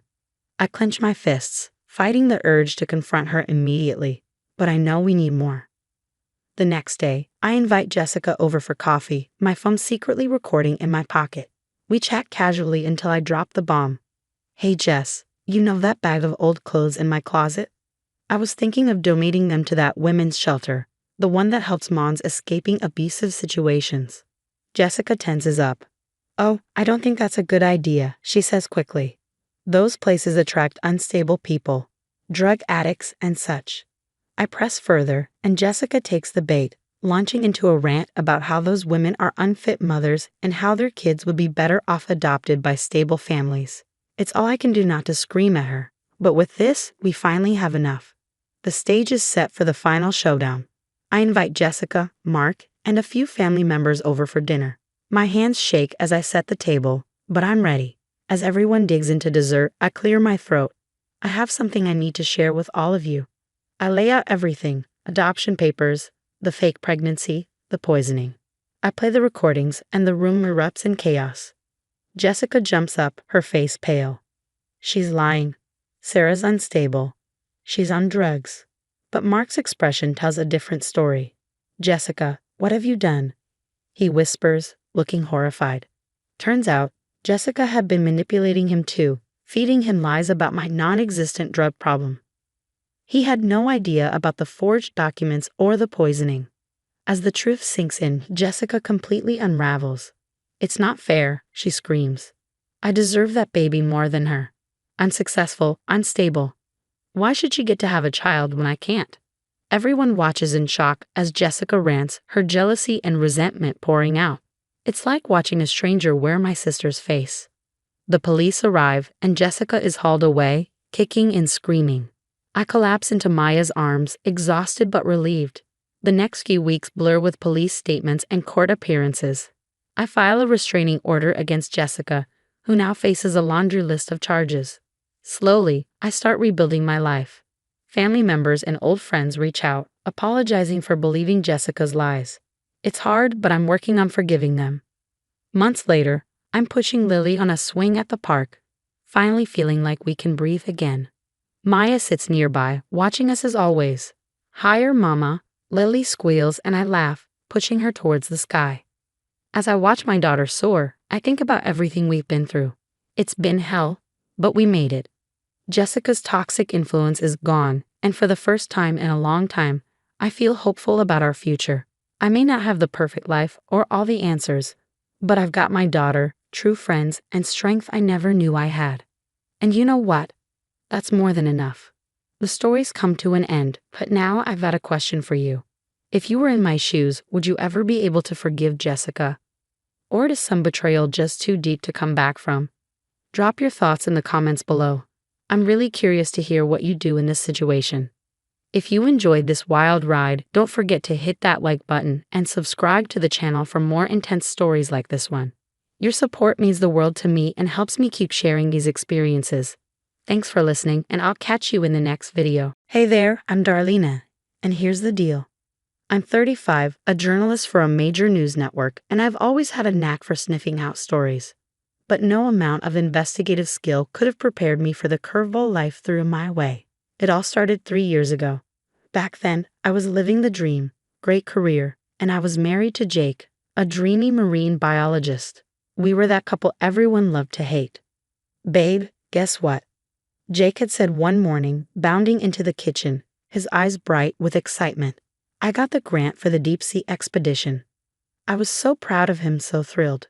If only I'd known. 2 months into his expedition, I got the call that shattered my world. Jake's ship had gone down in a storm, no survivors. I remember collapsing, the phone slipping from my hand. Hours later, my best friend Megan found me like that. "Oh my God, Dar," she cried, rushing over to hold me as I sobbed uncontrollably. "He's gone, Meg," I whispered. "Jake's gone." The months that followed were a blur of grief. Jake's brother, Tom, became my rock. "He'd want you to keep living, Berlina," Tom would say, his eyes filled with sadness but pushing me to move forward. Even Claire, Jake's ex from college, reached out, offering her sympathy. "I'm so sorry, Darlena. Jake was one of the good ones." Eventually, I dragged myself back to work. My editor, David, started me off slow. "Take your time, Darlena. You'll get back to the hard-hitting stories when you're ready." But I threw myself into work, seeking solace in the one thing that made sense: investigative journalism. Yet something nagged at me. Little details about Jake's death didn't add up: a missing lifeboat, a distress signal that didn't match the ship's equipment. "You're obsessing, Dar," Megan would say, her voice soft but firm. "You need to let him go." Maybe she was right. Maybe I was just clinging to hope. But I couldn't shake the feeling that something wasn't right. 3 years passed. I was at my desk, working on a story about financial fraud, when David handed me a new assignment: insurance scams. "It's a goldmine of human interest stories," he said. "Dive in." I was knee-deep in research when it happened. My eyes were glazed over from hours of footage and interviews when something in the background of a travel show caught my attention. A flash of a familiar face. My heart stopped. It couldn't be. I rewound the footage, slowing it down.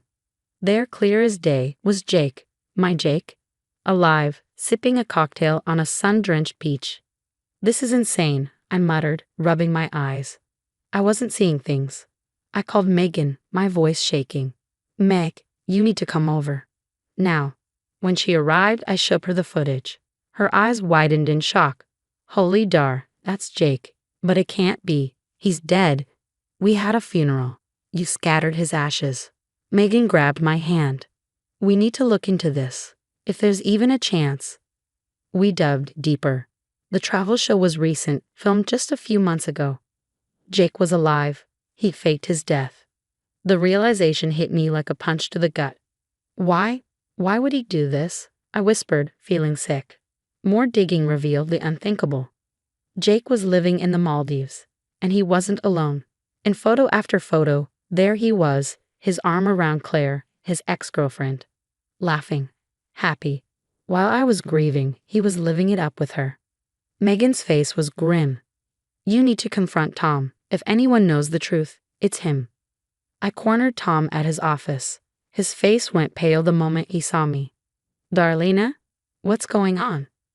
"Cut the crap, Tom," I snapped, slamming my hand on his desk. "I know Jake's alive. I know about him and Claire." His eyes darted nervously. "I don't know what you're talking about." "Don't lie to me." I was shaking now. "I saw him, Tom. On a travel show in the Maldives with Claire." Tom slumped in his chair, defeated. "I didn't know at first. I swear. But Jake contacted me about a year ago.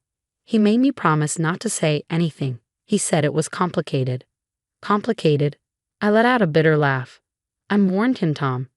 I cried myself to sleep for months." Tom reached for me, his voice soft. "I'm so sorry, Darlena. I wanted to tell you, but you chose your lying, cheating brother over me? Over the truth?" My voice cracked as I stared at Tom, disbelief giving way to a rising storm of anger. Without waiting for his answer, I turned and stormed out, my mind spinning. Everything I thought I knew about the man I loved, the life we built, the future we had planned was gone, erased in an instant. Back home, I stood in front of the evidence we gathered: photos, videos, financial records. It was all there, mocking me. "What are you going to do?" Megan asked quietly, her voice full of concern. I took a deep breath, feeling a fire ignite deep inside me. "I'm going to find out exactly what happened, and then I'm going to make them pay." I stared at Jake's face in a recent photo. His arm wrapped around Claire. The grief, the pain, and the confusion all hardened into something else. A cold, unshakable determination. "Game on, Jake," I whispered. "You have no idea what's coming." From that moment, I threw myself into the investigation with an intensity that bordered on obsession. Every waking moment was consumed with digging, researching, connecting the dots. My living room turned into a chaotic crime scene board, photos, documents, and sticky notes covering every available surface. "Darlena, you need to sleep," Megan urged, her eyes full of worry. I waved her off. "Sleep is for people who haven't been betrayed by their dead husbands." Piece by piece, it all began to make sense. I uncovered a massive life insurance payout, $2 million, collected just after Jake's supposed death. The money had been funneled through offshore accounts, finally landing in a bank in the Maldives. "Look at this," I said, pointing to a document. Claire quit her job a week before Jake's ship went down. She knew. She was in on it from the start. But what gutted me most was discovering Tom's involvement. I found emails between him and Jake, dated months before the staged death, where they discussed the plan. Tom had helped orchestrate the whole thing. "That lying bastard," I muttered through clenched teeth. He looked me in the eye at the funeral. He held me while I cried. I needed to flush them out, to make them panic and slip up. That's when the idea struck. "Megan, I need a favor," I said, turning to her. "Can you leak a story? Make it seem like the authorities are closing in on a big insurance fraud case. Don't name names, but make sure it's clear it involves a faked death at sea." Megan grinned. "Consider it done." The effect was immediate. Jake made a frantic call to Tom, which I managed to record using a bug I'd planted in Tom's office. "They're onto us, Tom." Jake's voice crackled with panic. "We need to move the money now." "Calm down," Tom replied, though his voice wavered. "It might not be about us." "Don't be naive," Jake snapped. "It's too specific." I smiled grimly, listening to their desperation. "Got you, you bastards." Over the next few days, I watched as they scrambled, making mistake after mistake. Jake liquidated accounts, leaving a clear paper trail. Claire booked flights under an alias, but I traced them with ease. Everything was falling into place. I compiled bank records, travel documents, emails, and phone calls into a damning pile of evidence. A story of deceit and betrayal that spanned continents. As I organized the final pieces, I felt a mix of triumph and sadness. This was it, the final nail in the coffin of my marriage and a life I thought I had. "Are you sure you want to do this?" Megan asked, watching me work. I nodded, my jaw set in determination. "They took everything from me, Meg. My trust, my love, years of my life. It's time they faced the consequences."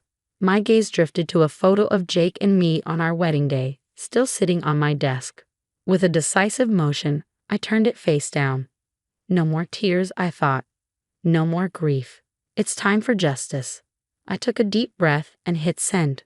My anonymous tip, along with a mountain of evidence, was now in the hands of the insurance company and the financial authorities. There was no turning back. Within days, the news exploded. "Massive insurance fraud uncovered in tropical paradise," the headlines screamed. I watched as Jake and Claire's world unraveled. Their accounts were frozen, their assets seized. Paradise lost. Tom wasn't spared either.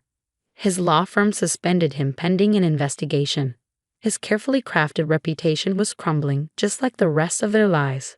It was time for the final confrontation. I set up a video call, my heart pounding as Jake's face appeared on the screen.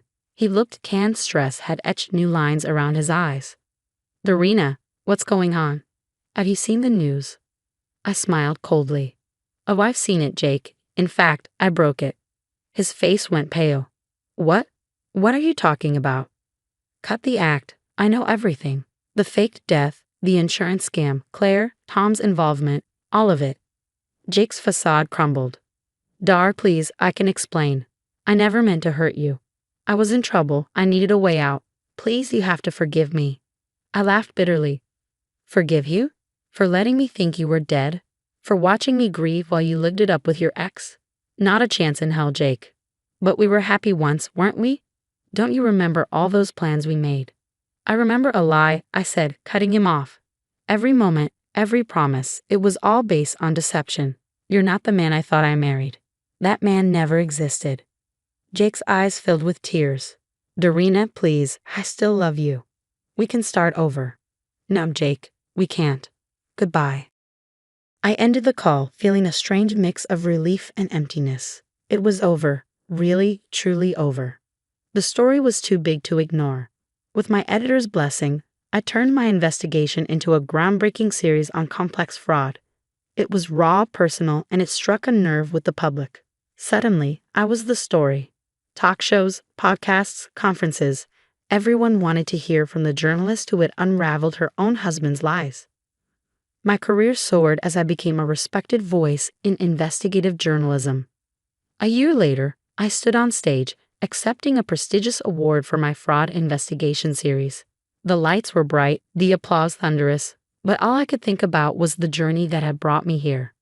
This award, I said into the microphone, my voice steady, is for every person who's been betrayed, who's had to rebuild their life from the ashes of deception. Your truth matters. Your story matters. And let me tell you, there's life after betrayal. There's strength in surviving. As I left the stage, my phone buzzed with a news alert. Jake and Claire had been sentenced. They were facing years in prison. Tom had avoided jail time, but he'd been disbarred. His reputation, in tatters. Later that night, I sat in my new apartment, looking out over the city lights. So much had changed in a year. The pain was still there, a dull ache in my chest, but it had been overshadowed by my success and newfound purpose. My laptop sat open, a blank document staring back at me, the beginnings of a book about my experience, about healing from betrayal. I began to type. I thought I was living a love story. Turns out, it was a mystery. This is how I solved it. As the words flowed, a sense of peace washed over me. I had survived, no more than that. I had thrived. Jake, Claire, Tom, they had tried to break me, but instead, they had forged me into something stronger. Megan called, her voice excited. Dare, I just heard about the book deal. This is huge. I smiled. Thanks, Meg. I couldn't have done any of this without you. Please, he scoffed, you're a force of nature, Dorina. I just give you a little push now and then. After we hung up, I stood by the window, watching the city below. A year ago, I thought my life was over. Now I realized it was just beginning. I had a voice now, a platform. I could help others who had been deceived, show them there was light at the end of the tunnel. My pain had become my purpose. Watch out, world, I whispered to my reflection. Dorina 2.0 was just getting started. I turned back to my laptop, ready to pour more of my story onto the page. For the first time in years, I felt truly free. No more shadows. No more lies. Just the truth and the strength to face whatever came next. The future was bright, and it was all mine. That's a wrap on Dorina's journey. Now it's your turn. Was Dorina justified in exposing Jake's fraud so publicly, or should she have handled it privately? Hey everyone, I'm Jessica Martinez. Let me tell you a bit about my life. I'm a 32-year-old nurse, and I used to love my job. Well, I did. More on that later. I've been married to my amazing husband, Michael, for 5 years now.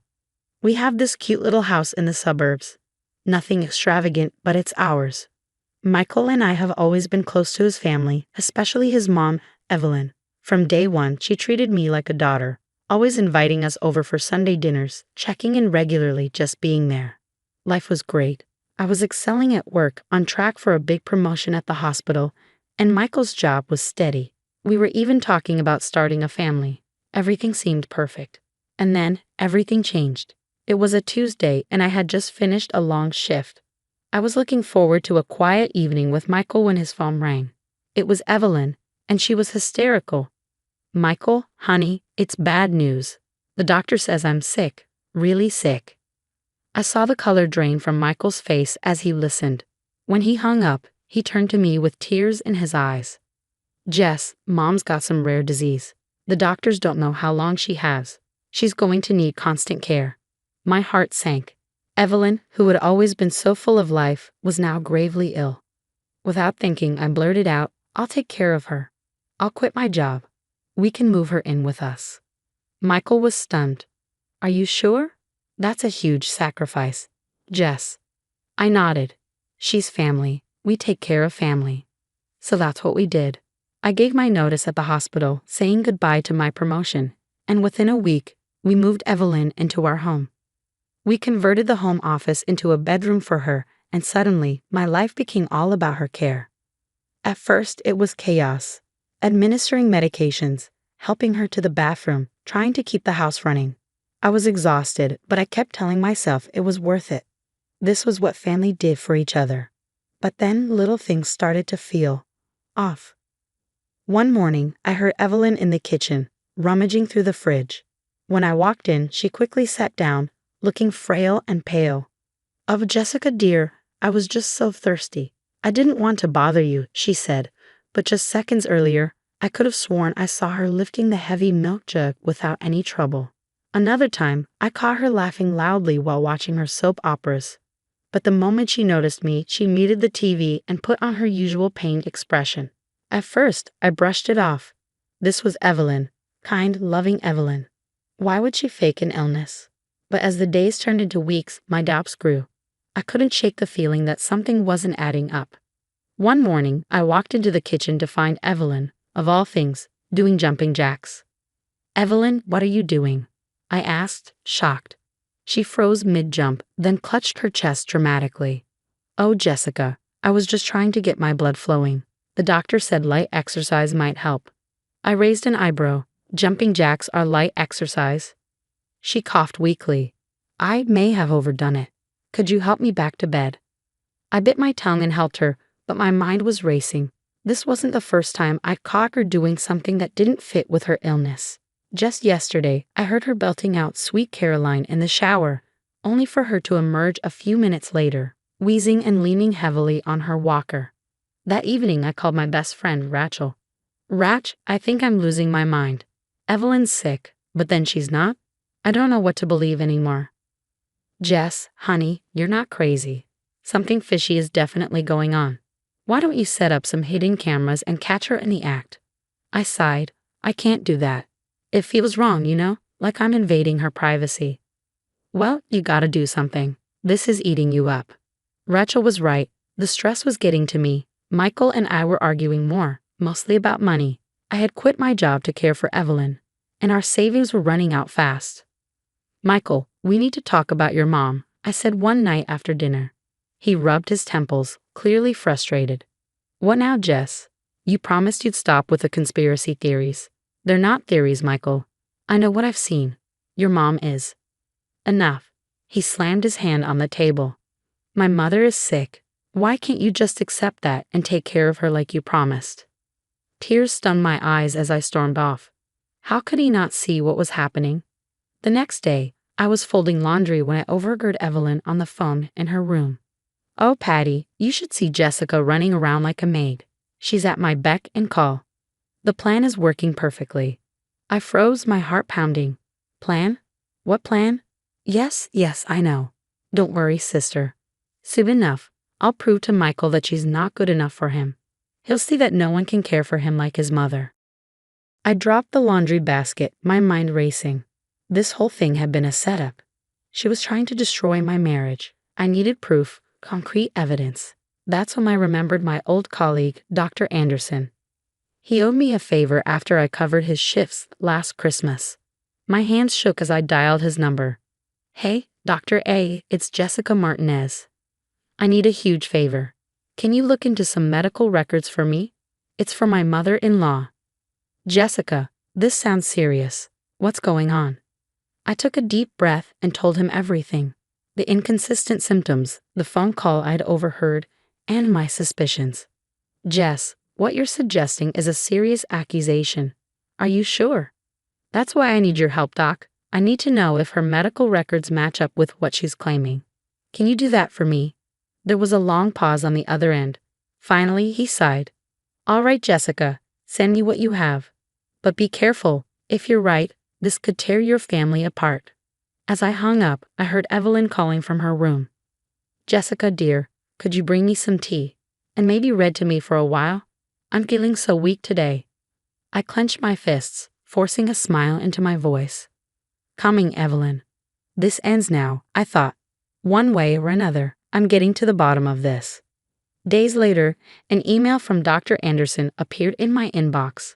My hands shook as I opened it. The medical records confirmed it. Evelyn was faking everything. Taking a deep breath, I marched to her room. Evelyn, we need to talk. She looked up from her book, feigning innocence. What is it, dear? I thrust the papers at her. Care to explain this? Your medical records show no illness. You've been lying this whole time. Her face crumpled for a second, then hardened. So you've been snooping, have you? I always knew you were trouble. Me? You've been faking an illness for months.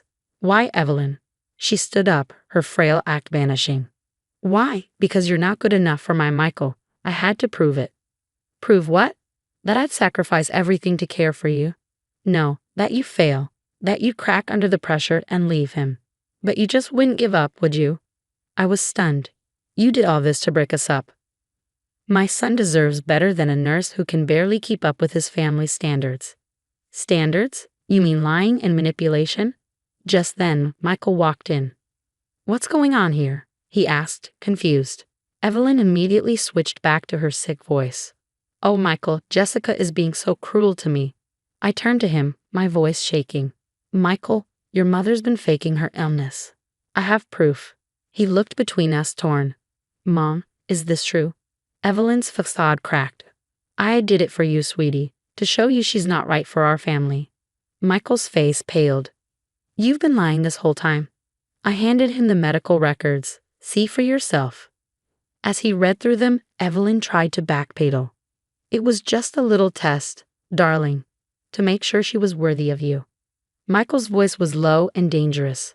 A test? You made Jessica quit her job. We've been struggling financially. Offer a test. Now, Michael, let's not overreact. Overreact? I cut in. You've been torturing us for months. At that moment, Michael's brother Tom burst into the room. What's all the shouting about? Michael turned to him. Did you know about this? That Mom's been faking her illness? Tom looked guilty. I might have heard something. You knew and didn't say anything. I asked, disbelief flooding me. Tom held up his hands defensively. Hey, Mom said it was for the good of the family. Michael exploded.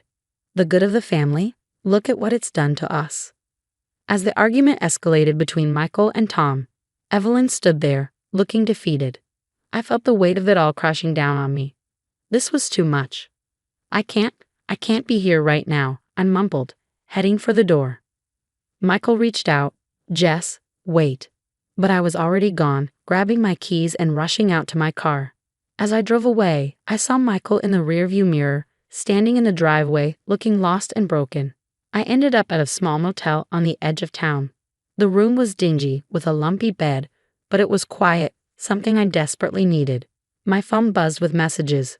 One from Michael, please come home, we need to talk. Another from Evelyn, I'm sorry, dear. I went too far, and one from Tom, you're tearing this family apart. I turned off my phone and lay back, staring at the ceiling. How had my life become such a mess? And where do I even go from here? After a week at the motel, I finally decided to return home. The house felt different, tense, quieter without Evelyn's constant demands. Michael and I sat down for a long, painful conversation. I've applied for a job at Mercy General in the city, I told him. I need to get back to nursing, to helping people who actually need it. Michael nodded, looking worn out. I understand. I've started seeing a therapist to deal with everything Mom did. We agreed to give our marriage another chance, but it wasn't easy. The trust between us had been shattered, not just because of Evelyn's lies, but because we had both let our relationship fall apart. Rebuilding was going to take time, patience, and a lot of work. A month later, I got the job at Mercy General. Slipping back into my scrubs felt like reclaiming a piece of myself that had been missing. I was helping people again, making a real difference. One evening, as I was leaving the hospital, I ran into Evelyn in the parking lot. Jessica, please, can we talk? I shook my head. There's nothing left to say, Evelyn. She looked desperate. I'm truly sorry. I never meant for things to go this far. But you did let it go that far. You were willing to destroy your son's marriage and my career for your own selfish reasons. I can't forgive that. As I drove away, I saw her slumped figure in my rear-view mirror. I felt a twinge of pity, but I knew I'd made the right decision. At home, Michael and I began talking about moving. We both wanted a fresh start, away from the shadow of Evelyn's betrayal. We found a charming little house closer to the city, near my new job. While packing up our old place, Michael's phone rang. After hanging up, he looked at me in disbelief. "You're not going to believe this. Mom's been arrested for insurance fraud." I stared at him. "What?" Apparently, one of her old friends saw her out shopping and reported her. She's been claiming benefits for her illness, and the insurance company investigated. Turns out, they found out everything. "How do you feel about it?" I asked, cautiously. He sighed, looking conflicted. "Honestly, relieved. Maybe now she'll finally face the consequences." A few months later, as Michael and I were celebrating my promotion to head nurse over dinner, we got the news. Evelyn had been sentenced to community service in order to pay back all the fraudulent claims. "To new beginnings," Michael said, raising his glass. I smiled and clinked my glass against his. "Karma," I added with a small smile. As we left the restaurant hand in hand, I realized that sometimes the hardest challenges lead to the most important growth. We had been through hell, but we come out stronger on the other side. As for Evelyn, she'd made her bed, and now she had to lie in it, for real this time. What would you have done if you were in Jessica's shoes? Would you have confronted Evelyn earlier or handled the situation differently? This story touches on complex issues of family loyalty, trust, and personal boundaries. There's no easy answer, which makes it such a compelling dilemma to consider. If you found this story engaging, don't forget to hit the like button and subscribe for more thought-provoking content. Share your thoughts below on how you would navigate such a challenging family situation. Let's keep the conversation going. Hey everyone, I'm Sarah. I'm 32, crushing it as a marketing executive, living what seemed like the perfect life with my husband, Mike, a successful lawyer. We had a beautiful house in the suburbs, spent weekends brunching with friends, the whole package. Then Mike's sister, Amanda, lost her job and needed a place to stay. I wasn't thrilled, but hey, family's family, right? Big mistake. At first, it was small things. My favorite sweater would disappear, only to magically reappear in Amanda's laundry. Oh, I thought it was mine, she'd say with that fake laugh that set my nerves on edge. Then, one night as Mike and I were getting ready for a date, I noticed my go-to lipstick was missing. I stormed into Amanda's room, and there she was, wearing it. "What the hell, Amanda?" I snapped. She had the audacity to look offended. "Calm down, Sarah. It's just lipstick. We're sisters now, remember?" I looked to Mike for backup, but he just sighed. "Babe, don't make a big deal out of nothing. Amanda's going through a tough time." That's when I knew something was really off. But it got worse. I started noticing cash disappearing, minus $20 here, $50 there. When I brought it up to Mike, he barely looked up from his phone. "Maybe you just forgot you spent it or miscounted." I couldn't believe it. My own husband was gaslighting me. Things escalated when I checked my desk drawer and realized $500 from my emergency stash was gone. I confronted Amanda in the kitchen. "Have you been taking money from my desk?" I asked. She looked at me like I'd lost my mind. "Are you seriously accusing me of stealing after all your family's done for me?" Before I could reply, Mike walked in just as Amanda burst into tears. "Sarah thinks I'm a thief. How could she say that?" And just like that, I was the bad guy. Mike wrapped his arm around Amanda, glaring at me. "Jesus, Sarah, what's wrong with you? Amanda would never do that." That night, lying in bed next to a husband who felt like a stranger, I knew I had to take matters into my own hands. If no one else believed me, I'd have to get proof myself. Little did I know, what I uncovered would turn my entire life upside down in ways I never imagined. So stay tuned, because this story is just getting started. After that confrontation, I was done feeling crazy and powerless in my own home. It was time to catch Amanda in the act. I went to an office supply store and bought some invisible ink. Back home, I marked a few $20s and $50s with it. No one could tell the difference, but under UV light, they'd reveal the truth. I carefully placed the marked bills in my desk drawer, counting them exactly. Then I set up a tiny hidden camera inside a picture frame on my bookshelf, with a perfect view of the desk. At dinner that night, the tension was thick. Amanda was going on about some new guy she'd met, and Mike was hanging on her every word. I quietly pushed my food around, trying to keep my cool. "You okay, babe?" Mike finally asked, noticing my silence. "Just tired from work," I lied. Amanda smirked. "Maybe you should take a vacation. All that stress isn't good for your skin. I bit my tongue so hard I could taste blood. The next few days were agony. Every time I came home, I'd rush to check the camera and count the money. Nothing. Until day 4. Bingo. I watched the footage, my heart pounding. There she was, Amanda, bold as ever, rummaging through my drawer. She pocketed $3.20s and had the nerve to fix her hair in my mirror before leaving. I was shaking with anger, but I knew I had to play this smart. Later that day, I found Amanda in the kitchen. "Hey, can we talk?" I kept my voice calm. She turned with an innocent smile. "Sure, what's up?" "I know you've been taking money from my desk," I said, my tongue flat. Her eyes widened, then narrowed. "Excuse me? Are you on something?" "Cut the act, Amanda. I have proof," I said, keeping my composure. "If you come clean now and pay me back, we can handle this quietly. Otherwise..." "Otherwise what?" She sneered. "You'll tell Mike? Good luck with that. He'd never believe you over his baby sister." I stepped closer. "You sure about that? Because I've got you on camera." For a second, fear flickered in her eyes before she forced a laugh. "Nice try, Sarah. You're bluffing." "Am I? You willing to bet your relationship with Mike on that?" She stormed out, slamming the door behind her. I leaned against the counter, my heart racing. I'd given her a chance to come clean and make things right, but she chose to double down on her lies. Fine. If that's how she wanted to play it, I was done being nice. The annual family barbecue was coming up this weekend. Mike's parents, cousins, and even our nosy neighbors would be there. I smiled to myself, imagining the scene that was about to unfold. Amanda thought she was so clever, but she had no idea what was coming. By the end of Sunday night, everyone would know the truth about her. When the day finally arrived, I was a bundle of nerves, having rehearsed what I was going to say over and over in my head. As guests started arriving, I put on a fake smile and played the perfect hostess. Amanda was in her element, floating around, laughing a little too loudly at everyone's jokes. I caught her eyeing me a few times, probably wondering if I'd actually follow through on my threat.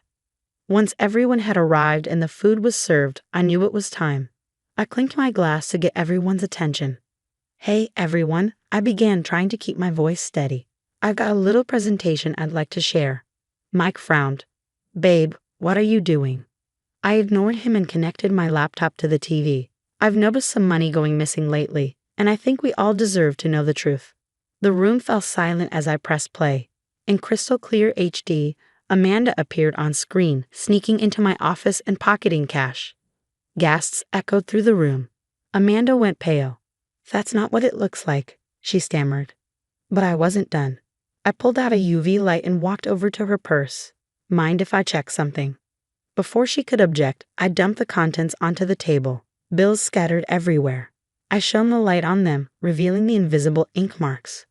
"Funny how all this marked money from my desk ended up in your purse, huh, Amanda?" The room erupted. Mike's mom started crying, his dad was shouting, and our neighbors were whispering furiously. Amanda crumbled, sobbing. "I'm sorry. I have a gambling problem. I needed the money for debts." I turned to Mike, expecting him to finally see the truth. But his face was twisted in rage at me. "How dare you?" he hissed. "You set up my sister and humiliated her in front of everyone." I blinked, stunned. "Are you kidding me? She's been stealing from us for months." "Get out. Now." "What? This is my house too." "Not anymore. I want a divorce. Pack your things and leave." I looked around the room, hoping for someone, anyone, to defend me, but all I got were blank stares. Everyone was too shocked to speak. Tears stung my eyes as I ran upstairs, tossing clothes into a bag. As I headed for the door, I could hear Amanda's over-the-top sobs and Mike's soothing voice. "It's okay, sis. We'll get you help. Sarah's gone now." I slammed the door behind me, my entire world collapsing around me. I'd exposed the truth. But somehow, I was the one being punished. As I drove away, it hit me. This wasn't the end. It was just the beginning of my fight for justice. That night, I crashed at my best friend Lisa's place. When I told her what happened, she was livid. "That manipulative little witch." Lisa fumed. "And Mike? He's out of his mind?" I nodded, still numb. "I know. I can't believe it either." The next morning, I called in sick and met with a divorce lawyer. She listened to my story, shaking her head. We'll file for divorce on grounds of emotional abuse, she said, and we'll make sure to highlight Mike's defense of a thief in the household. Over the next few weeks, I buried myself in work. My boss noticed my long hours and stellar presentations, calling me into his office one day. Sarah, I don't know what sparked this fire in you, but it's impressive. How would you feel about heading up our new digital marketing division? I nearly cried with relief. I'd love to, thank you so much. Meanwhile, Karma was busy catching up with Amanda and Mike. Word got around that Amanda's gambling had spiraled out of control, leading to her being caught embezzling from her new job. She was facing serious charges. As for Mike, his defense of Amanda backfired in spectacular fashion. His colleagues were whispering behind his back, and he lost a major case due to his distraction. The firm demoted him to junior partner. About 6 months after the barbecue fiasco, I was signing the lease on my new apartment when my phone buzzed. It was Mike. Sarah, can we talk? I made a huge mistake. I laughed bitterly. You're just realizing that now. Please, I want to apologize. Maybe we can work things out. Not a chance, Mike. I've moved on. Don't contact me again. I hung up, feeling lighter than I had in months. That night, I treated myself to a fancy dinner and even adopted a scruffy little rescue dog I named Justice. A few weeks later, I hosted a housewarming party. Lisa raised her glass for a toast. To Sarah, the strongest, bravest woman I know. You stood up for yourself and came out on top. We're all so proud of you. Looking around at my true friends in my new home, tears welled up, but this time they were happy tears. Thanks, everyone. You know, when Mike kicked me out, I thought my life was over. But really, it was just beginning. I've learned who my real friends are, and more importantly, I've learned how strong I can be. As the party wound down, Lisa pulled me aside. So, any regrets about exposing Amanda? I paused, then shook my head. Nope. It was tough, but I'd do it all over again. No one has the right to steal from you or make you feel crazy for standing up for yourself. That night, as I curled up in bed with Justice at my feet, I realized something important. Sometimes losing everything is the only way to find out what you're really made of. And me? I'm made of tougher stuff than I ever imagined. The story's over, but I want to hear from you. If you were in my shoes, would you have exposed Amanda at the family barbecue or handled it privately? Was public humiliation justified, or did I go too far? Share your thoughts in the comments. Your perspective could help someone in a similar situation. And if you enjoyed this wild ride, hit that like button and subscribe for more real-life drama and lessons learned the hard way. Trust me, I've got plenty more stories where this came from. Let's navigate life's craziness together. Hi, I'm Isabella, a 28-year-old event planner with a passion for cooking and making life easier for the people I love. Right now, I'm standing in my kitchen, surrounded by what looks like a cooking tornado, pots, pans, and Tupperware scattered everywhere. My hair's in a messy bun, and there's flour smeared on my cheek. Why? Because I've taken on the ultimate challenge, prepping a month's worth of meals for my pregnant sister. You're a lifesaver. Olivia's voice comes through the speakerphone as I stir a pot of hearty vegetable soup. Hey, what are little sisters for? I laugh, balancing the phone on my shoulder. How's my future niece or nephew treating you today? Like a soccer champ, Olivia groans. I swear, this kid's going for gold. I smile, listening to her. At 7 months pregnant, she's exhausted, and I know how much she's struggling. That's why I'm determined to stock her freezer with healthy, easy-to-heat meals. Just then, my mom, Karen, breezes into the kitchen. Isabella, darling, what's all this mess? I resist the urge to roll my eyes. I'm making freezer meals for Olivia. Oh, she raises an eyebrow, picking up a container of lasagna. This looks lovely. You know, my work group is having a potluck next week. Mom, these are for Olivia, I say firmly, gently taking the container from her. She purses her lips but shrugs it off. Well, I'm sure you could make extra. You know how important these work events are to me. As she sachets out, I share a knowing look with Olivia on the phone. We both know Mom's work events are just an excuse to show off and seek praise. Don't let her get to you, Olivia says softly. I won't, I promise, turning back to my cooking marathon. The weekend flies by in a blur of chopping, sautéing, and packaging. By Sunday evening, my chest freezer is packed with colorful meals, creamy chicken casseroles, veggie-packed quiches, hearty soups, and even some healthy desserts. Exhausted but proud, I collapse onto the couch and send a quick text to my boyfriend, Mark. Operation feed Olivia. Mission accomplished. His reply comes instantly. You're amazing, babe. Olivia's lucky to have you. I smile, feeling a warm glow of satisfaction.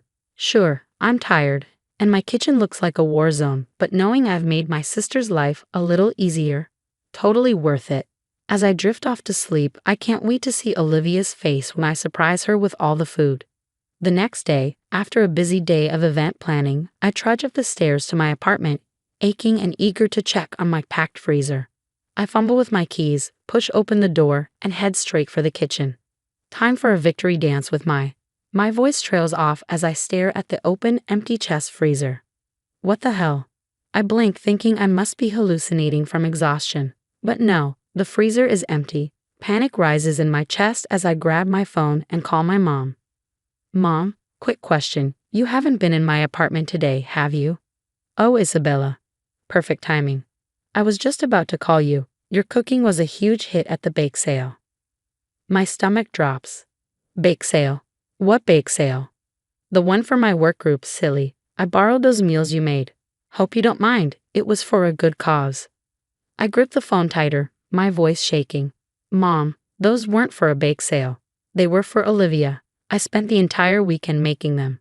Oh, don't be so dramatic. I'll replace them later. Anyway, I've got to run. Diane's giving me the eye about the copier again. Bye, sweetie. The line goes dead. I stand there, shock turning to anger. My phone buzzes with a text from Mark. K babe, how'd the big reveal go? I call him immediately, words tumbling out as I explain everything.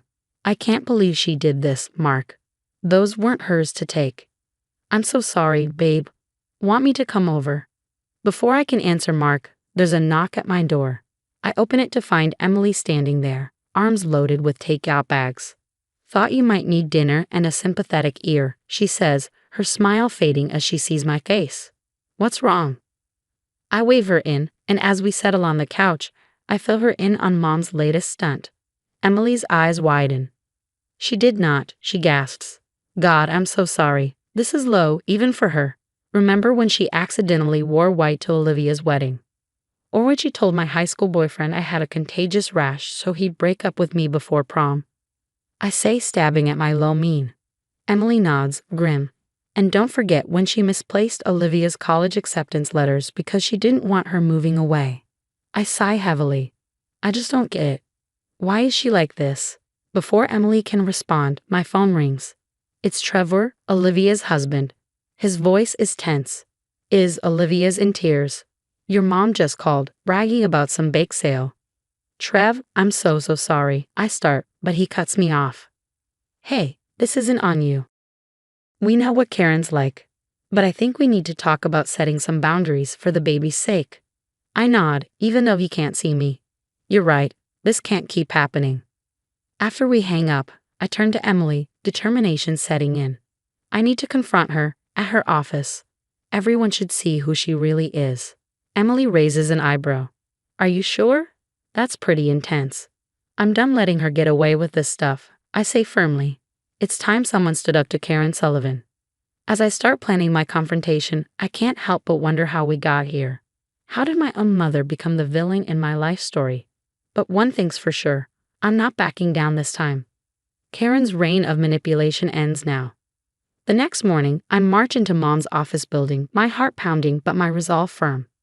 The receptionist tries to stop me, but I breeze past her, heading straight for the marketing department.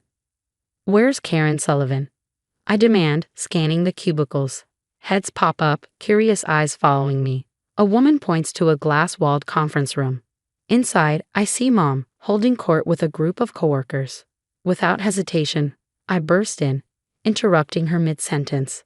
Hey Mom, how was that bake sale? She blinks, caught off guard. Isabella, what are you doing here? Oh, I just thought I'd stop by and thank you for your generous donation to the cause. I say, my voice dripping with sarcasm. You know those meals you borrowed from my freezer? Her colleagues exchange confused glances. A woman I recognize as Diane leans forward. Karen, what's she talking about? Mom forces a laugh. Oh, it's nothing. Just a little misunderstanding. No, Mom, no more lies. I turned to the group, my voice steady. Those meals weren't for any bake sale. I spent an entire weekend making them for my pregnant sister. Mom took them without asking and lied about it. The room erupts in shocked whispers. Mom's face turns red. Isabella, that's enough. You're making a scene. You made the scene when you stole from your own daughters. I snap back. Diane stands up, her expression hard. Karen, is this true? Mom sputters, trying to backpedal, but the damage is done. I can see the disbelief and disappointment on her coworkers' faces. As I leave, I overhear Diane saying, this explains a lot. Remember that client report that mysteriously changed last month? Back home, I call Olivia. Her voice is thick with tears. I can't believe she did this. I'm so sorry, Liv, I say. I confronted her at work. I couldn't let it slide this time. There's a pause, then I hear Trevor's voice in the background. It's Trevor. Listen, we've been talking, and we think it's best if we limit contact with your mom for a while. For Olivia's health and the baby's. I nod, even though they can't see me. I understand. I think that's wise. Later that evening, Mark and Emily come over. We're sprawled on my living room floor, surrounded by baby shower catalogs and Pinterest boards. Okay, so we've got the venue booked for next month, Emily says, checking her list. Mark, you're on decoration duty. He salutes playfully. Aye, Captain. I promise not to go overboard with the rubber ducks. I laugh, feeling a weight lift off my shoulders. Guys, I can't thank you enough for helping with this. Mark pulls me into a hug. Hey, that's what we're here for. Olivia deserves an amazing shower, and we're going to make it happen.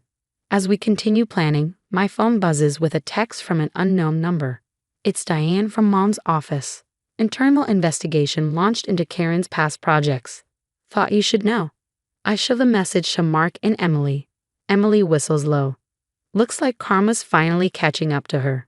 I nod, a mix of emotions swirling inside me.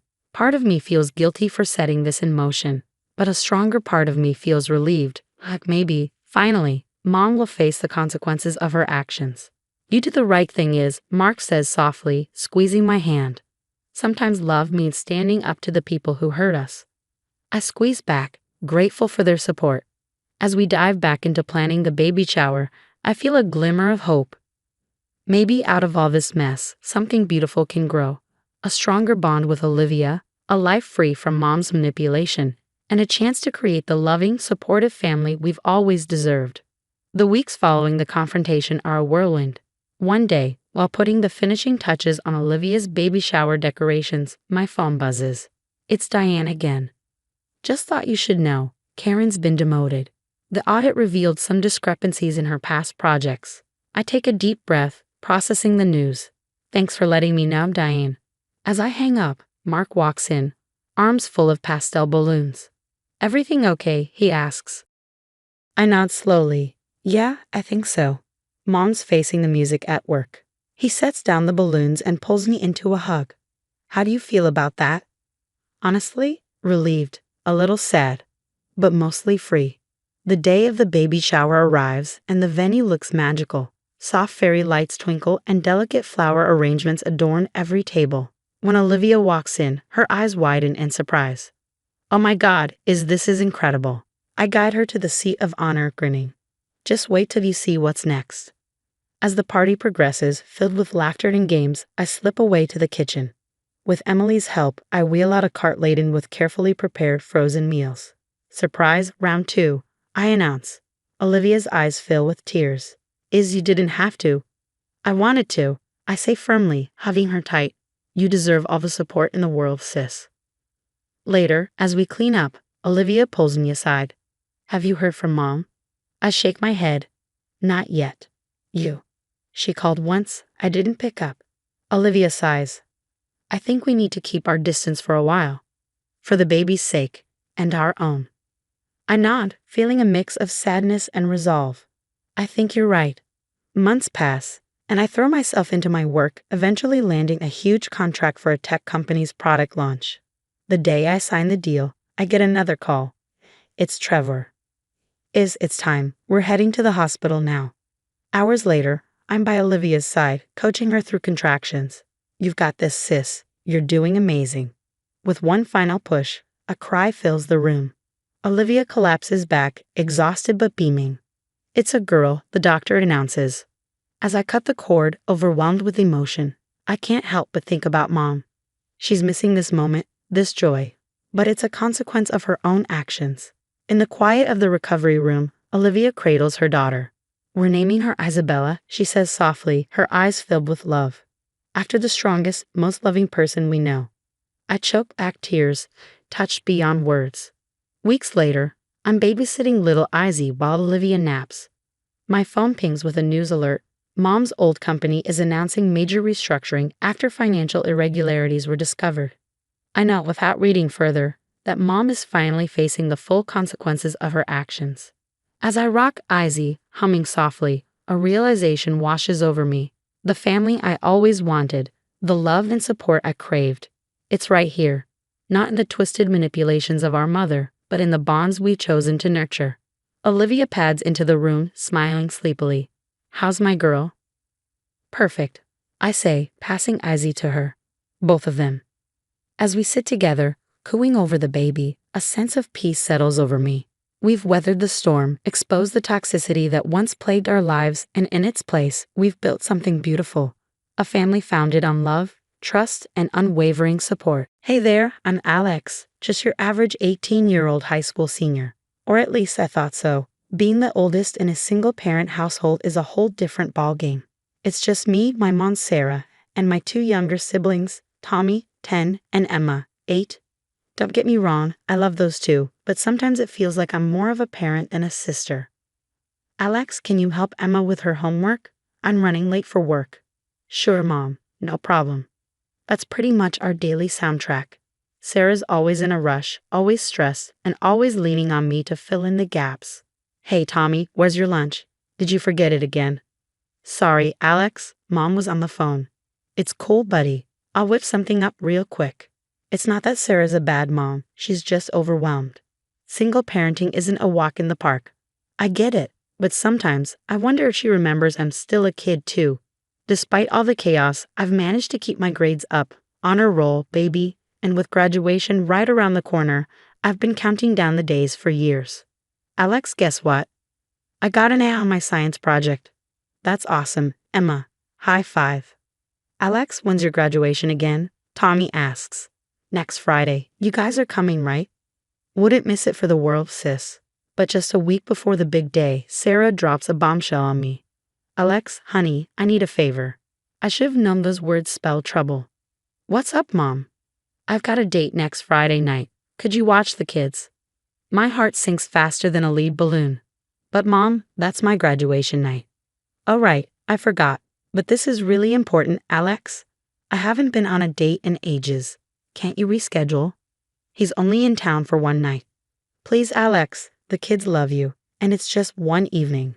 I want to scream to tell her how unfair this is, but instead I hear myself say, sure, Mom. No problem. You're the best, honey. I owe you one. As she walks away, I feel anger and disappointment bubbling up inside me, but I push it down, like always. That's what the responsible older sibling does, right? Later that night, I'm helping Emma with her math homework when Tommy bursts in. Alex, can you help me with my history project? It's due tomorrow. Tommy, why did you start earlier? I forgot. Please, Alex? Mom's working late again. I sigh, glancing at the clock. It's already 9 p.m., and I've still got my own pile of homework waiting. Okay, let's see what we're dealing with. 2 hours later, both kids are in bed, and I'm staring at my untouched textbooks. My phone buzzes. It's my best friend, Jess. Hey, Alex. You pumped for graduation? I just picked up my cap and gown. I hesitate, unsure how to break the news. Yeah, about that. What's wrong? You're not bailing, are you? Not by choice. Mom's got a date, and I'm on babysitting duty. What? No way. That's messed up, Alex. You can't miss graduation. I don't have a choice, Jess. You know how it is. This isn't fair. You've worked so hard. Can't you talk to her? I tried. It's no use. As I hang up, I glance at my honor roll certificate pinned to the wall. All those late nights studying, All those sacrifices, and for what? To miss the one night that's supposed to celebrate it all. I crawl into bed, feeling a mix of resentment and resignation. Little do I know, this is just the beginning of a storm that's about to turn my life upside down. The big day finally arrives, but it feels like any other morning. I'm up early, helping Tommy and Emma get ready for school. It's their last day before summer break, and they're bouncing off the walls with excitement. Alex, can you braid my hair? I want to look extra pretty today. Emma chirps. Sure thing, Squirt. Come here. While I'm braiding Emma's hair, Tommy bursts into the room, his backpack half open and papers spilling out. I can't find my permission slip for the end-of-year party. I sigh, finishing Emma's braid. Did you check your desk? Yeah, it's not there. All right, let me take a look. After a frantic search, we find the crumpled slip under Tommy's bed. Crisis averted. Mom rushes through the kitchen, grabbing her coffee. I'm running late, Alex. Remember you're babysitting tonight. I should be back by midnight. Yeah, I remember. I mutter. She's out the door before I can say anything else. No, good luck on your graduation, or I'm sorry I'll miss it. Nothing. As soon as the kids are off to school, my phone rings. It's Jess. Alex, can you believe it? We're graduating today. Her excitement is infectious, and for a moment, I forget about my situation. I know, it's crazy. I'm heading to the salon to get my hair done. Want to join?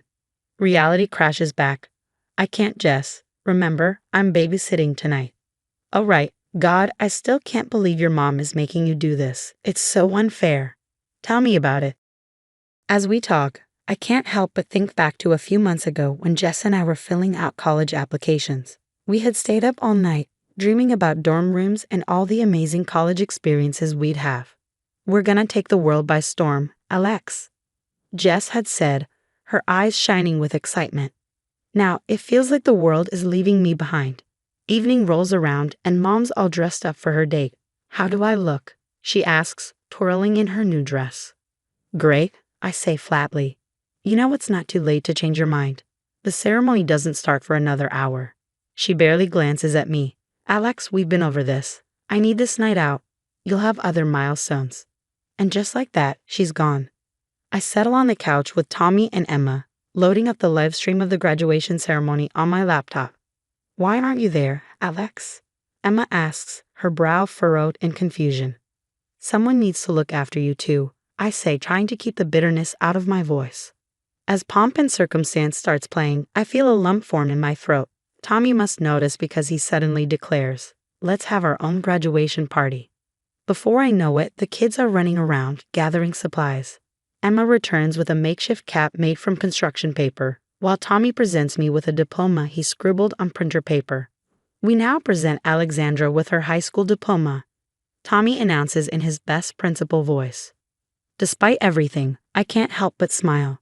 Thanks, guys. This means a lot.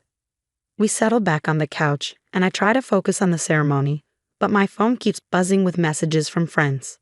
Where are you? We saved you a seat. Alex, you're missing everything. Each message feels like a punch to the gut. I watch as name after name is called, seeing my classmates walk across the stage, accepting their diplomas and moving their tassels. When they call Alexandra Johnson, there's a pause. I can almost feel the confusion in the auditorium. Jess sends me a video of the principal awkwardly moving on to the next name. As the ceremony ends and celebration by Cool and the gang blasts through my laptop speakers, I feel tears welling up. Sensing my mood, Tommy and Emma snuggle up close. We love you, Alex, Emma says softly. Yeah, you're the best big sister ever, Tommy adds. I hug them tight, grateful for their love, but unable to shake the feeling that I'd just missed one of the biggest moments of my life. And for what? So Mom could go on a date. As my phone continues to blow up with messages and photos from the after party, I can't help but wonder, when will it be my turn to celebrate? The next morning, I'm in the kitchen making breakfast when Mom stumbles in, looking like she's been hit by a truck, her makeup smeared, and she reeks of booze. Morning, Alex, she mumbles, heading straight for the coffee maker. I slam the spatula down. Really? That's all you have to say. She winces at the noise. Keep it down, will you? My head's killing me. Oh, I'm sorry. Did you have a nice night? Must have been some date to make you forget your daughter's graduation. Mom's about to respond when the doorbell rings. She freezes, panic flashing across her face. "I'll get it," I say, stomping to the door. I swing it open to find a tall, slightly disheveled man standing there. "Hi, I'm Mike. Is Sarah here?" She left her phone in my car. My jaw drops. "You're kidding me, right?" Mom appears behind me, grabbing the phone. "Thanks, Mike. I'll call you later." As she tries to shut the door, I block it. "Hold up. You said you'd be back by midnight. You spent the night with him." Mike looks confused. "Sarah, didn't you tell her?" "We've been seeing each other for weeks." The world starts spinning. Weeks? What about all those work emergencies? Mom's face says it all. She's been lying. For weeks. I slam the door in Mike's face and whirl on her. "How could you?" "Alex, I can explain." "Explain what?" "How you've been sneaking around. How you made me miss my graduation for a guy you've been seeing behind our backs." Our shouting match is interrupted by Jess showing up with my cap and gown. "Hey Alex, I brought..." "Oh, am I interrupting something?" "No," I say, grabbing the gown. "Come on in. Mom was just leaving." Jess hesitates but follows me to my room. She pulls out her phone, showing me graduation photos. "It was amazing, Alex. I wish you could have been there." As we scroll through the pics, something catches my eye. Wait, go back. It's a Facebook post from Mom, timestamped during the ceremony. "So proud of my baby girl graduating today. #proud mom." My blood boils. She knew. She remembered. She just didn't care. I storm out, finding Mom in the living room with Tommy and Emma. "You posted about my graduation while you were out with Mike." Tommy and Emma look up, confused. "What's going on?" Emma asks. "Nothing, sweetie," Mom says quickly. "Alex and I are just having a disagreement." "A disagreement? You lied to all of us for weeks." The next hour is a blur of accusations, tears, and slammed doors. By the end, Tommy and Emma are crying. Mom's mascara streaks down her face while I stand there, shaking with rage. I retreat to my room and pull out the acceptance letter I've been hiding. A full scholarship to a university across the country. For a while, I wasn't sure if I could go, worried about leaving Tommy and Emma behind. But now I grab my phone, dial the number on the letter, and say, "Hi, this is Alexander Johnson. I'm calling to accept my place in the fall semester." As I hang up, a weight lifts off my shoulders. It's time to put myself first for once. The weeks blur by in a whirlwind of packing and goodbyes. Jess and my friends are over almost every day, helping me sort through years of memories. Mom hovers in the doorway, looking lost. "Alex, can we talk?" I sigh, exhausted. "What is it, Mom?" "I'm sorry, okay? I messed up. I didn't mean to hurt you," she pleads, her voice cracking. Her words fall flat. "It's too late for that, Mom. You made your choice." Tommy and Emma take it the hardest. They cling to me every chance they get. "Do you have to go, Alex?" Emma asks, her eyes filling with tears. I kneel down to her level. "I do, sweetie. But I promise, we'll video chat all the time, okay?" When departure day arrives, my friends help load up the car. I hug Tommy and Emma tight. "Be good, okay? I love you both so much." Mom stands awkwardly to the side. "Drive safe," she says, her voice strained. I nod stiffly and climb into the driver's seat. As I glance back, I see the reality hit her. She's losing her eldest child and her built-in babysitter. 1 year later, I'm thriving in college. My roommate, Kira, has become my best friend, and I'm acing my classes. During one of our weekly video chats, Tommy excitedly shows me his science fair ribbon. "I won first place, Alex." "That's awesome, buddy. I'm so proud of you." But I can't help noticing the strain in their voices whenever they talk about Mom.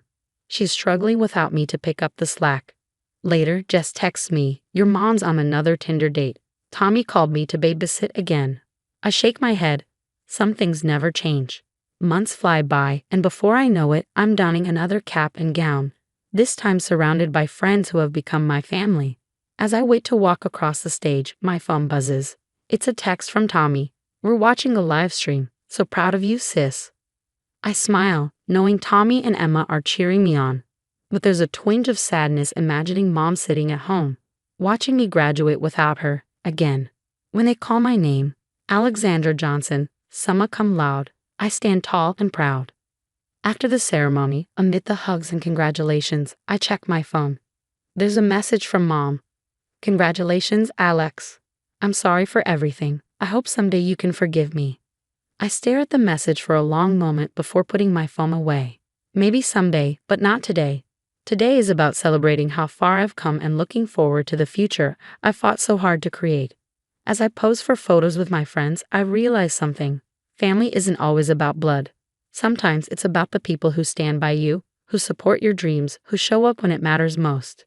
Looking around at my chosen family, I know I found exactly where I belong. Now here's my question for you. Was I right to cut ties with my mom, or should I have given her another chance?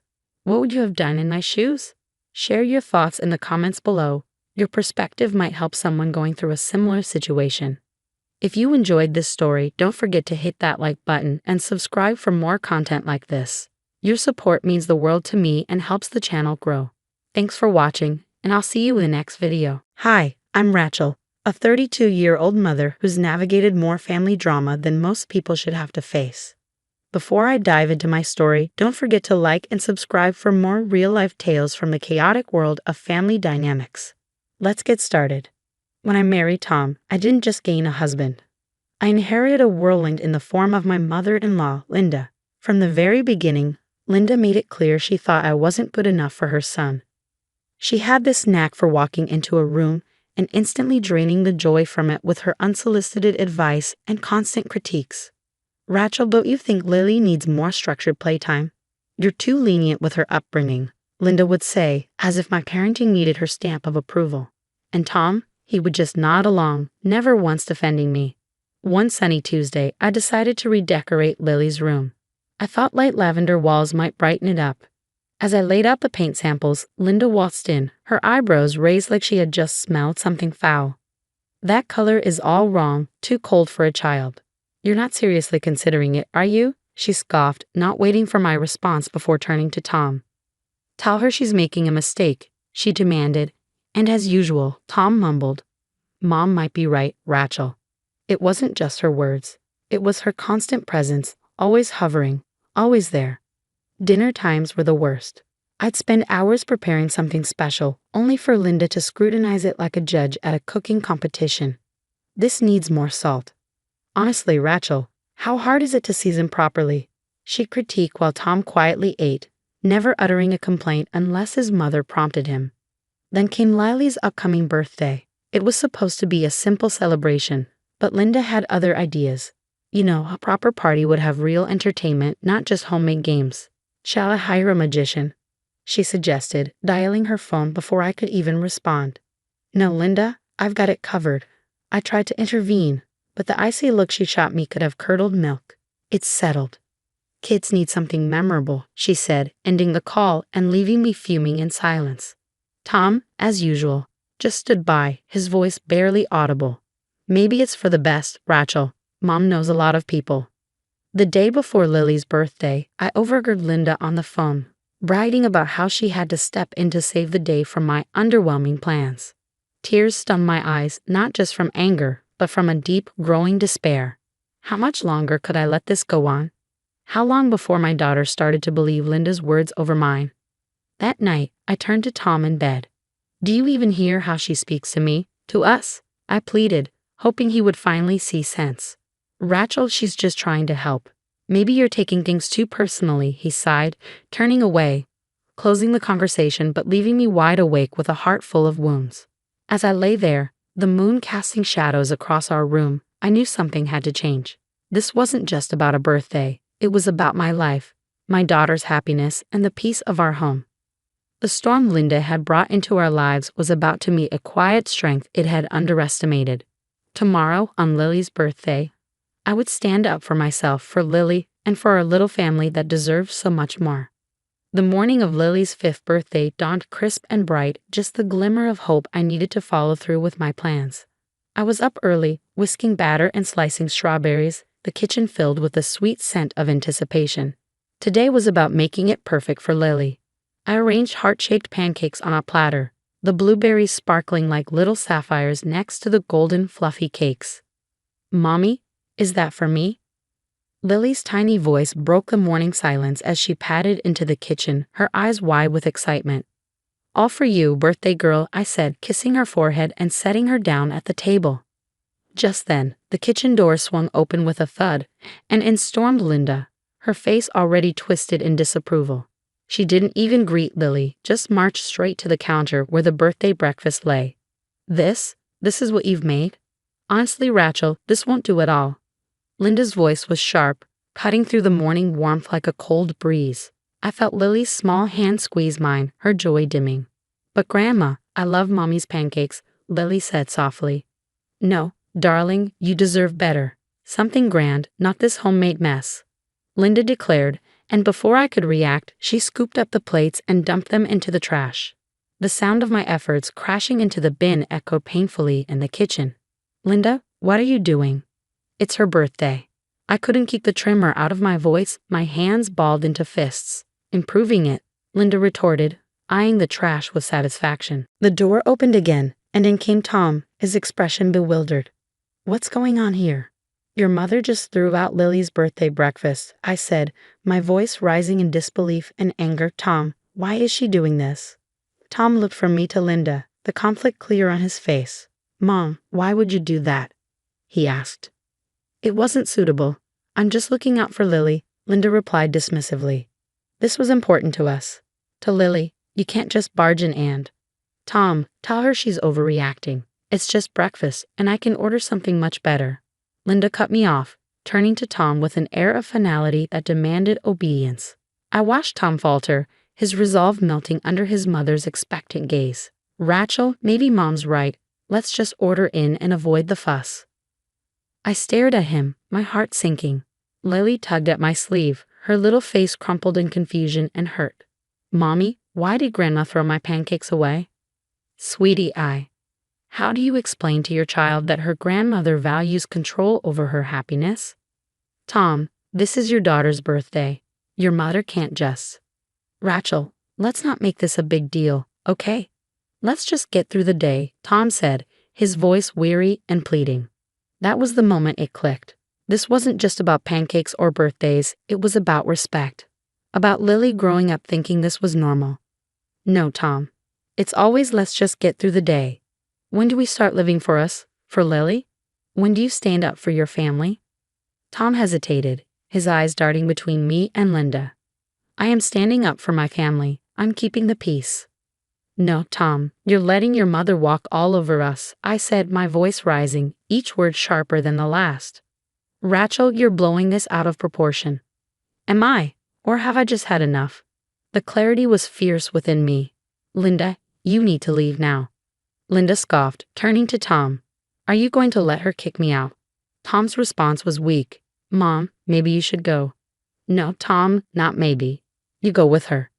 Choose who your family is because this." I swept my hand towards the trash breakfast. "Lily, and I can't live like this." The room fell silent except for Lily's soft sniffling. The line was drawn. The gauntlet thrown. Today was the day I reclaimed our lives.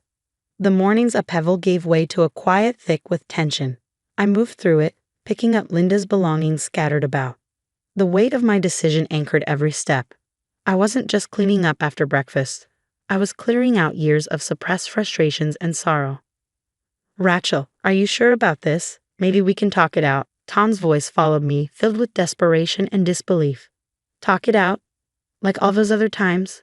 "No, Tom, this is happening." My hands didn't shake as I packed Linda's bags. The clarity from my earlier decision sharpened with each folded sweater and tucked away toiletry. "You're making a mistake, Rachel.